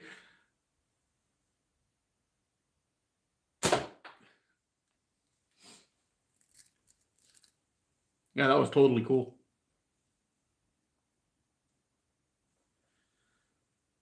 Oh man, I was about to shoot with my glasses on. That would have been catastrophic.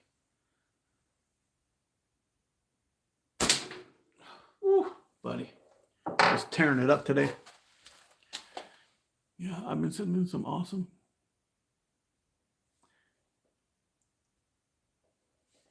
You get a name for a big one?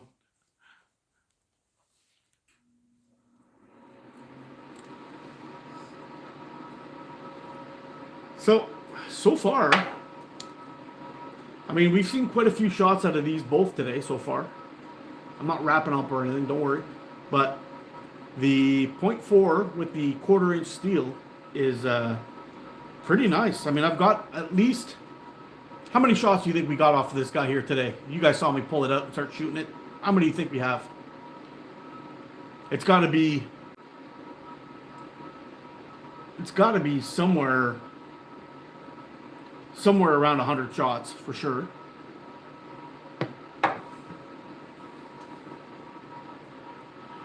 And this one,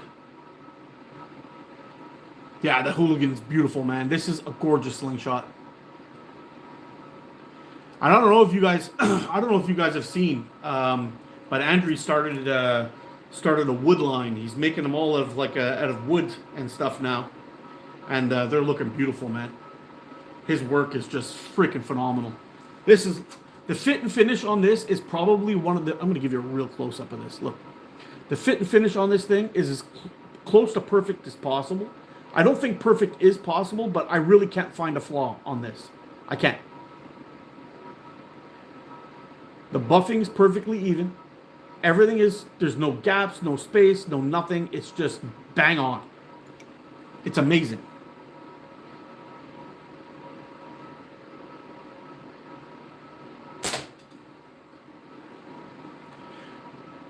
Got a can crushing wood coming. Oh man, it's gonna be beautiful.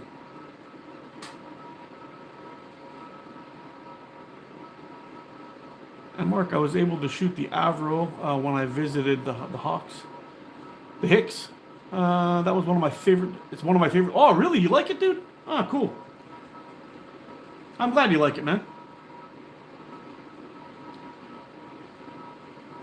I really like it. I just love this design. I like me some pinky holes. I like me pinky holes. I like the width of it.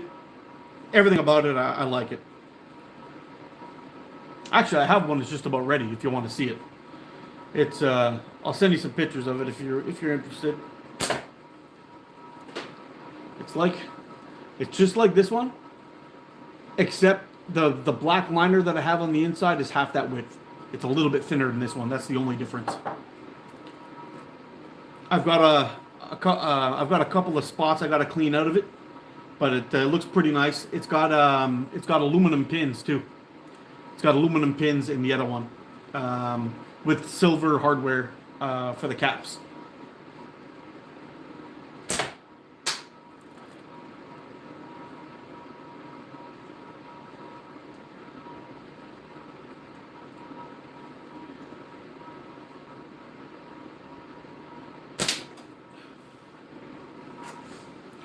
Gotta run. Church time. You take it easy, Andy. Thanks for stopping in, man. Appreciate you, bro.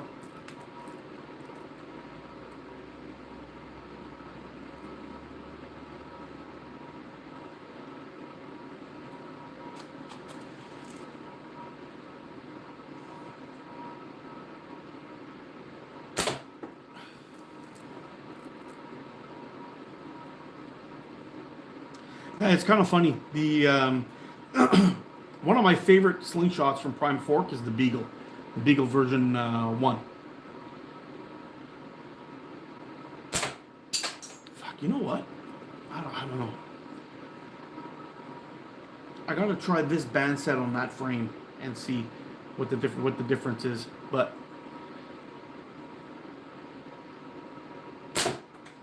I think I might prefer the pit pouches. Nah, maybe not. I don't know. It's tough. I shoot that really good, but it is my Avro. My Avro shoots my best shooting slingshot.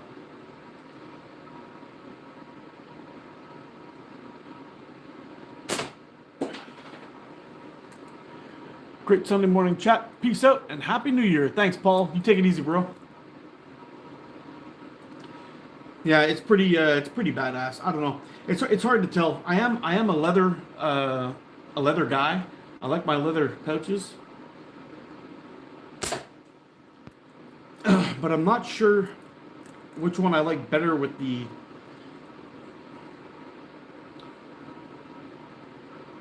what I gotta do is I gotta try them on the same frame and see how it works. 0.4 Omega, yeah. So 0.4 Omega white, 0.4 Omega green, and I'm blown away at the life I've gotten on this band set. It's kind of stupid. I'm probably somewhere around 450 shots already with 18 to 12 taper. And I'm getting pretty damn good speeds with it. Actually, hold on a second. Let me see if I can get that thing fired up.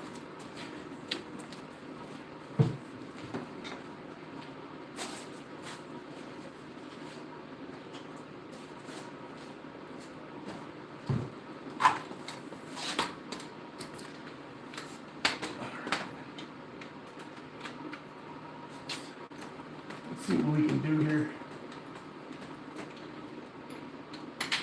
Hey, fucker.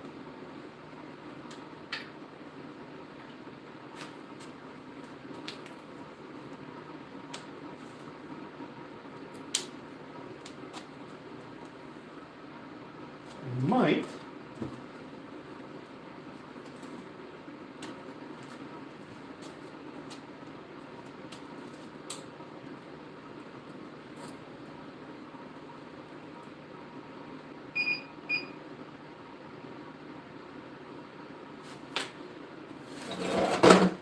Hold on a second.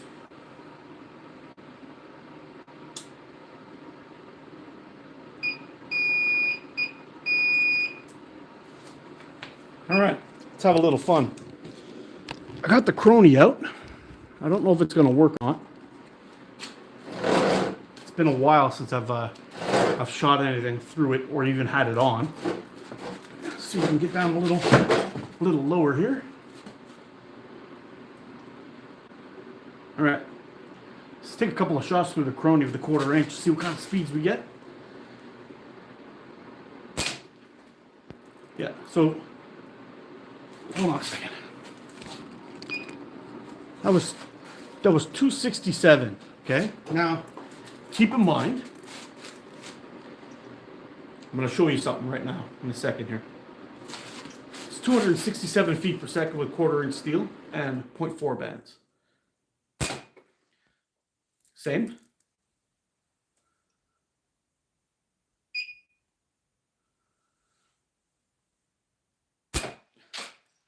Same. Pretty consistent. Now, I'll do one more shot. 270.8. Okay. Now, when I draw this back, look at all that extra. Look at all that. So, let's try the white. See how we do with the white.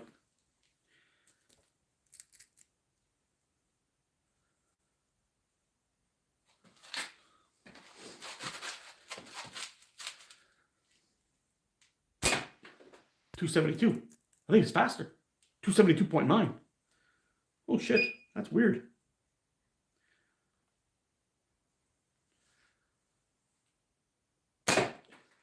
.270.8.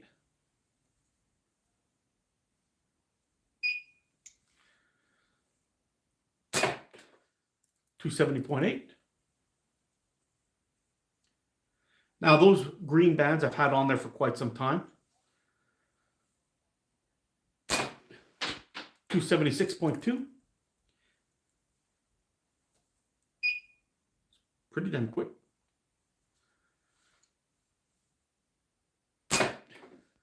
273.1. Okay.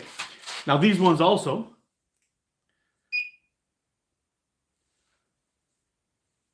I got all that.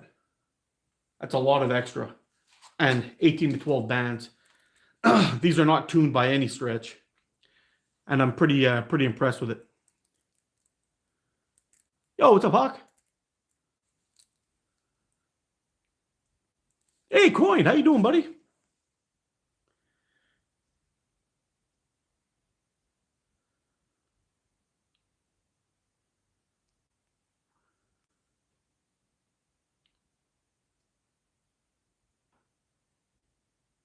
Cool, it's ATO Shadowworks. Yeah.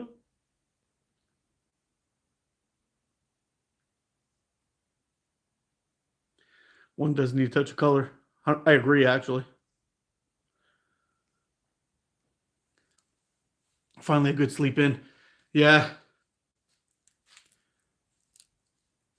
Tell me about it. It's been a bit of a shit show this last little bit coming up to the Christmas holidays, man. Oh, everything was all fucked up. On the 22nd or 23rd, my dad fell down some stairs, broke 3 vertebrae in his back. He was in the hospital right up until Christmas Day. I was on my way down to go visit my parents. I was going to go stop in to see my dad at the hospital.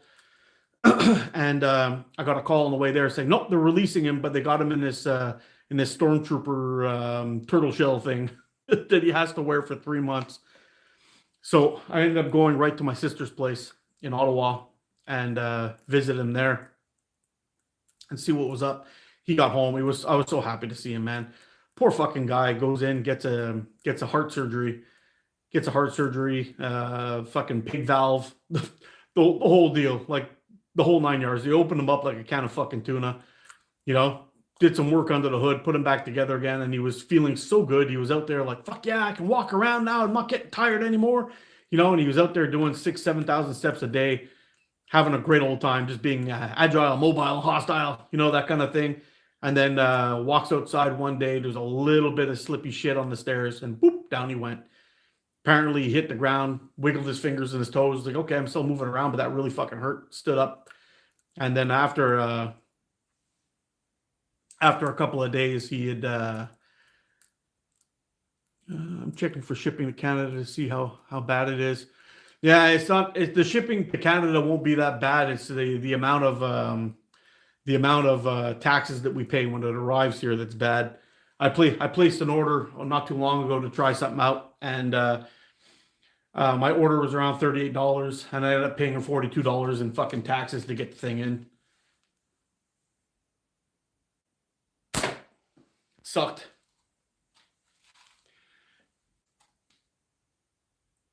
People, oh man, let me tell you, he's probably the toughest fucking man I've ever met. No joke. I'll tell you a story. So he originally hurt his back in the military in a parachuting accident. He ended up, I guess that was around 1969, 1970 or something like that. He ended up going in for a surgery in the 80s. where they actually started doing like real spine surgeries and all that kind of thing. They found up all kinds of fucked up shit in there, took out some stuff, came out actually shorter than what he was after his first surgery, but he was a fucking mess. Ended up going in for a second back surgery where they ended up finding there was more shit in there that was fucked up than they thought originally, and had to scoop up some scar tissue. Started feeling good. Walks out the fucking door of the house one day. We'd end up moving to our house. He walks outside, slips on the fucking step, falls down in the middle of winter, bangs his head off the fucking bottom step of the house leading up to the front door, knocks himself out, gets up, dusts himself off, goes to work, and moves fucking TVs for the day. Comes home, complaining, fuck, I got a bit of a headache, whatever, I'm gonna go to sleep. Keeps going to work for a couple of days, and he starts noticing he's losing feeling in his fingers when he lifts his hands up. Had to give up his motorcycle. Realizes that, goes to the doctor. They check him out. He's got a bunch of herniated discs and a couple of chips and cracks in his vertebrae in his fucking neck.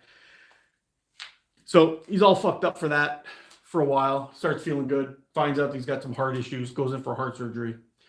Just recently, this past 6 months. Feeling fucking good, and wipes out again going down the stairs. So the poor guy's due for some fucking smoothing time. He's got to be smoothing it for the rest of his days. He's had his more than enough of his fair share of bullshit.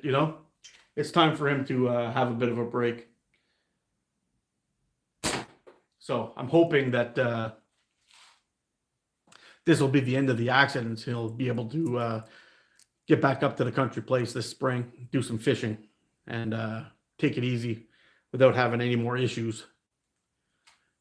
But yeah, one little piece of slush took him out, going outside in his shoes, and slipped on it. Yeah, so hopefully it won't require a surgery. They didn't want to do a surgery on him because he had a surgery not so long ago, and they didn't think it would be a good idea, but anyway, we'll see. Yeah, so leading up to Christmas and then all the running around with Christmas and all that stuff, it was really, really rough.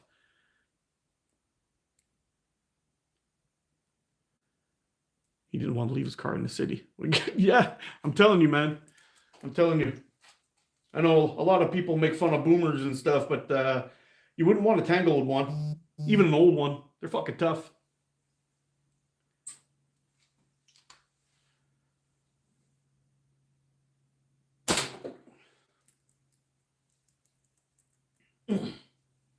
But it was funny because he ended up going like 2 days or something like that.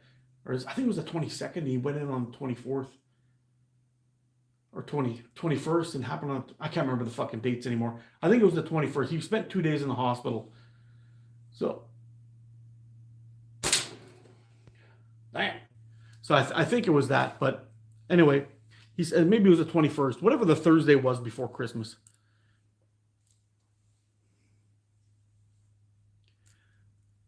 All three-way walked. Yeah, in waist-high snow.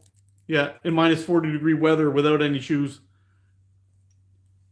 Hey, take it easy, Joseph. Happy New Year, bro. Yeah, so anyway, we'll see what happens there now. Hopefully he'll heal up nicely, and we can get some fishing done in spring and summer. I know he's going to be back up at the trailer during the holidays. Or once the snow and the winter's gone, I'll get down there and help them do a setup, and then hopefully they'll be smoothing it there for the next little while, taking it easy, hanging out with his buddies. That's what needs to happen. You work so fucking hard your whole life. By the time you're able to afford a retirement, you're usually so fucking beat up that you can't really enjoy it. But, you just take it to the level that you can and enjoy it the best you can. And that's the one thing I wish for him.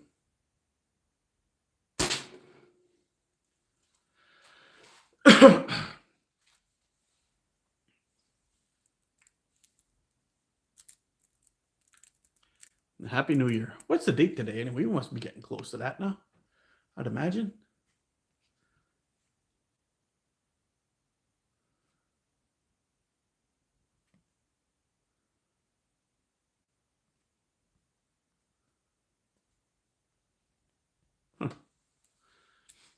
Yeah. Anyway, should be pretty interesting. We'll see how everything goes in spring, but I'm hoping to get up there and do some things. I wanted to do a demo for some kids out there at the trailer park. I'll bring up my catch box and everything and have the kids come outside and everyone can take their chance. I'll buy a shit ton of clay ammo or whatever it is and have them shoot at some cans that we'll have hanging.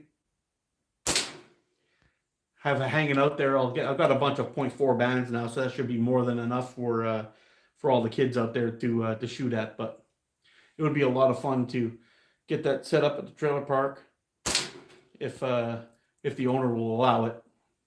And they got this big old field with woods in behind it, so shooting clays wouldn't be that bad. You know, shooting clays, and you hang up some soda cans, have the kids go crazy on it. My dad's line is always would have killed an ordinary man. It would have killed an ordinary man. Yeah, I'm sure. Didn't leave. I'm a boomer. Talk about tough. My parents grew up in a depression, and my dad was an Army Ranger in World War II in the Pacific generation before the boomers were way tougher. Yeah, I know. Yeah, my grandfather was in the Queen's Royal Navy, going after German U-boats in a little fucking frigate. First ship went down. Second one they put them on, they ended up taking up 5 or 6 of them in the time that they were there. And they anyway, he came back with some substance abuse problems, but you know, I get it. You know, he was out in a little boat going after submarines that he couldn't see, and was a gunner on a ship shooting down planes that were trying to sink them. And lived with 13 women. so that explains the alcoholism, I guess. Yeah.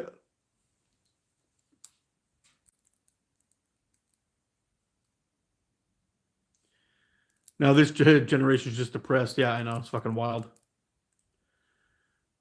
Slingshot Selwyn, how you doing, man?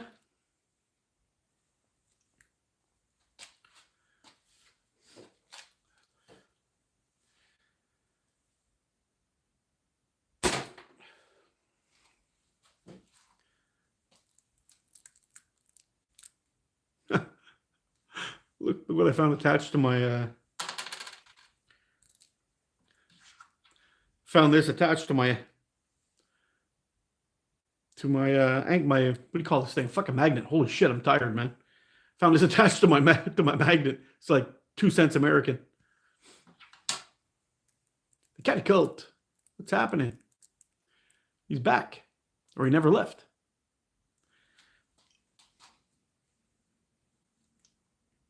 Yeah, with all the bullshit going on, I'm sure my grandfather's just rolling around in his grave. Yeah, well, you know, the farther you go back, the less conveniences there are. You know, and it's kind of funny because I was chatting with my boss a few years back, and he was asking me what I did for my vacation. I told him I did a 53-kilometer trip in the backcountry by foot and canoe, and he was like, "Holy shit! Like that's crazy." And it's like, "Yeah, I know." I said, "But it's kind of like what I like to do. It's like, it's I have a saying that it's only through experiencing miscomfort that you actually appreciate comfort." And it was kind of weird because I find that true, but actually going out there,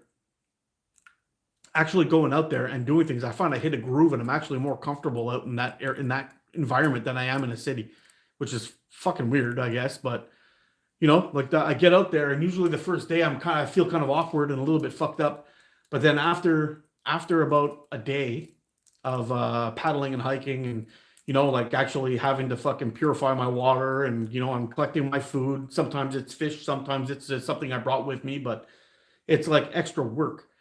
Everything becomes work. If I want to eat, I have to make a fire. If I want to do this, I have to do that. There's always something there. It's not just open package, throw into microwave and push go. It's not the same. You know, when you're sitting down out there, you're sitting down on the log, or you flip over your canoe and use that as your chair or whatever. The I don't know. There's something weird about it when you get out there and you start doing those kind of trips. You stop living by the clock, and you're spending your time in the moment, which is kind of interesting. You know, where are you going to sleep that night? Where I'm going to sleep is where I stop. And okay, I've had enough of traveling today. Let's take a break. You know, that kind of thing. And it's nice. It's really nice. Packing up Christmas so we can return to normality. Oh yeah, tell me about it, man. Yeah, but that's kind of the case, you know. Like I find I always come back from one of those trips feeling um, better. Yeah, feeling in the woods does make you feel alive. It's kind of hard to explain. Knowing when you get home, sitting on that couch feels so fucking good. Even my old and busted couch, it feels so good. But at the same, or sleeping in a bed. Oh, well, camping in a hammock usually, and I usually feel fucking good in a hammock. But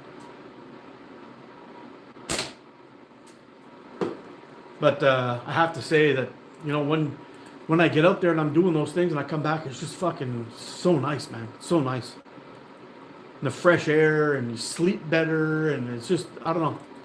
It's hard to explain. Anyway, and I'm sure it's not for everybody. I know, but it is for me. I'll tell you that. I know for not everybody likes to be out in the backcountry, you know, with the mosquitoes and the black flies and the bears and the moose, but for me, it's definitely the way to go. And I got another trip planned. Me and the guy that I make the hot sauce with, we're going to be doing the Barron Canyon in Algonquin this year. Should be pretty fun.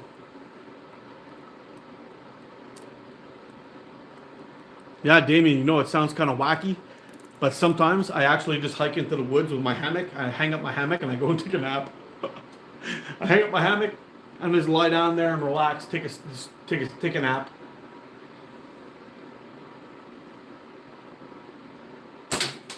I put the bug net on just to keep the bugs off me, but I'll do that sometimes, man. My wife won't let me put a hammock up in the bedroom. Oh no. Now I only camp at sling tournaments. Well, it's not so bad if you go to a bunch of sling tournaments a year, though, Coin. It's not so bad.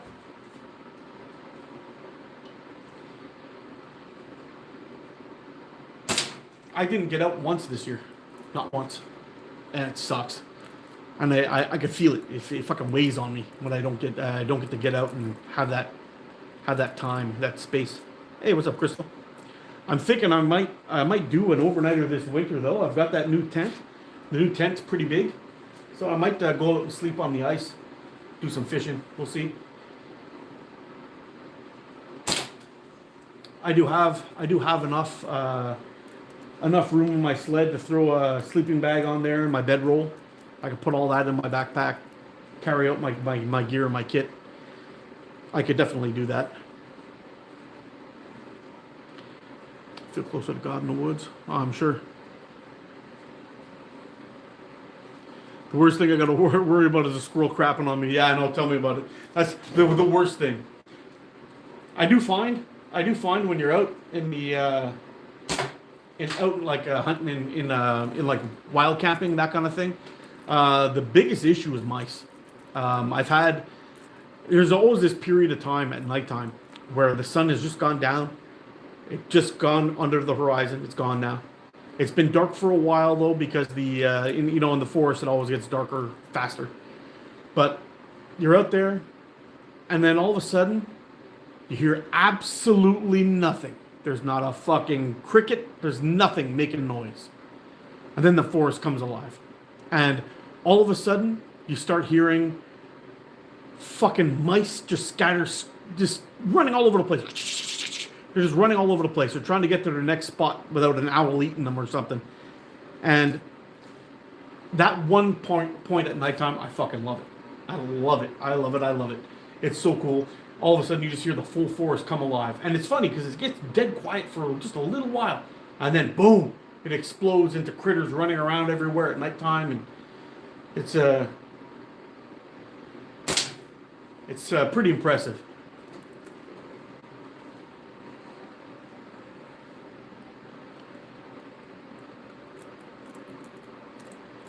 Now there was a few things I was surprised that we ended up having in our area that I didn't even know existed. We had flying squirrels, no idea.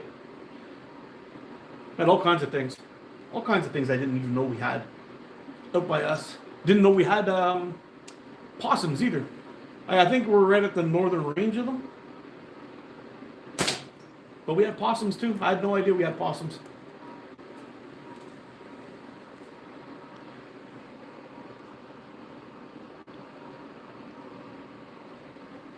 But I couldn't believe it because when I went on that last trip, we would stop at our campground and I'm like fucking dying. My back's killing me. My legs, everything. I sat down on this log and I cooked my dinner, and it was a shitty dinner that night too. I remember I had some dried up ground beef that I just thrown into a pot with some water with some noodles from KD, like a box of KD I brought, and I just threw the ground beef in with the KD, boiled it all up till it became something edible, and I just shoveled it in. The whole box went in there. I had like 2 cups of ground beef that I just downed. I was so fucking hungry. When I tried to stand up after, it was like one of those. Ah! I fucking screamed the whole way up. Everything hurt from my toes to the tip of my head, right up here. Everything hurt. I was like, "Fuck, this is brutal, man." So okay, guys, I'm going to bed. Oh, really, man? Come on, fuck all you guys are like 11 years younger than I am. I'm going to bed. I'm tired. It's dark outside. I'm tired. I'm going to sleep. I went to bed. I literally hopped into my hammock, pulled my cover up. I laid down, closed my eyes, and then I woke up at 6 o'clock in the morning, and I was like, wow. I'm like, fuck, this is going to suck getting out of bed. And I felt like $1,000,000. I don't know what the hell was the deal. It could have been, they were talking about that grounding shit. Maybe that actually does something. I really don't know. But I was walking around camp with my bare feet on. When I woke up in the morning, I woke up with not a pain in my body. I don't know. I don't know what it was about. But by the time I went to bed, I was so locked up, and I was feeling like I was gonna fucking die. I went to sleep. I woke up feeling like $1,000,000.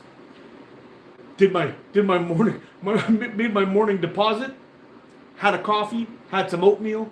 A handful of trail mix and a boiled egg. Got back in the canoe and did the exact same thing the next day. Wild.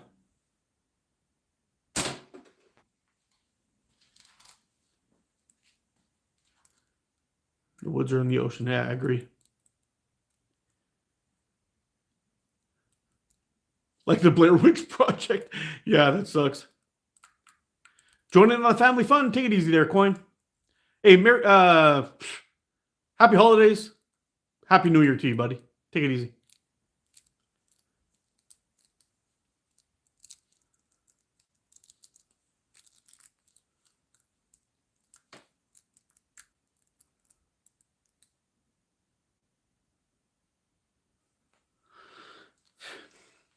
Yeah, so I'm really looking forward to this next one.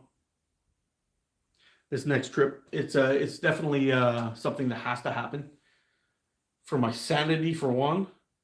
And I'm not sure when I get out there if I'm going to film this one or not. The amount of effort that went into filming the last one versus the views that I got was really not all that great. So I may just do this trip for me. I'll maybe take some small clips and do some shorts with it or something like that, but I don't know if I'll film the whole thing. Ooh. Maybe I will. I don't know. We'll see. But it would be pretty neat to get out and have a bunch of people get out and have a video of that whole trip. Catching a bunch of fish and having a little bit of fun. It would be fun, but I also don't want to lose the moment in. I I don't want to lose the moment by filming everything instead of actually just enjoying it. I know in the last video that I did, it was kind of like that. My trip from Lake McManus to Lake Travers. That was fun, but I definitely want to be able to just go outside and enjoy myself. That's the big thing. The goal, I guess, is what it is.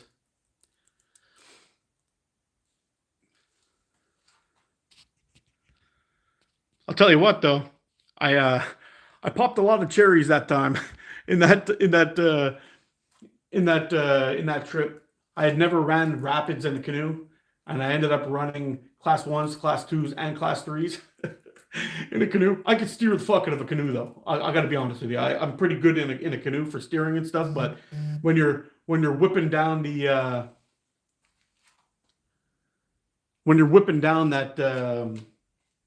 that trail or that river, and you see a class 3 coming up, you pull over and you look at it and I'm kind of like, I don't know, man. This might be a little much. I don't know. Well, what's the worst that can happen? Well, the worst that can happen is you flip, you lose all your shit, somebody gets snagged up and dies. That's probably the worst.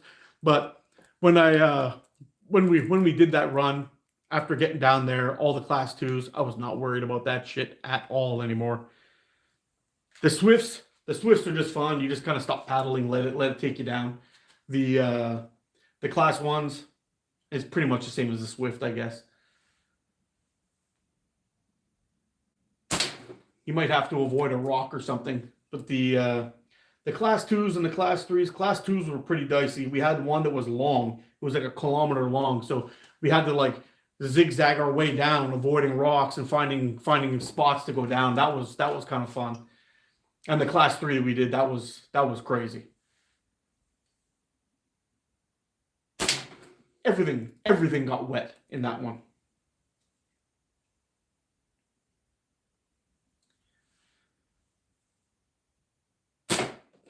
All right. Alrighty, folks. I think I'm going to wrap this one up. I'm going to probably go get some lunch. Must be close to lunchtime now. Yeah, just about getting hungry. You guys take care. Stay safe. Get out and practice. Be good to each other. I'll see you again soon. I love you guys. Freaking awesome. And hopefully next time I can get out here live. We can get Andrew Axum on here without any problems with YouTube. And that'll be freaking awesome. He's a good dude. Anyway, bye for now. Happy New Year to everyone. Take it easy.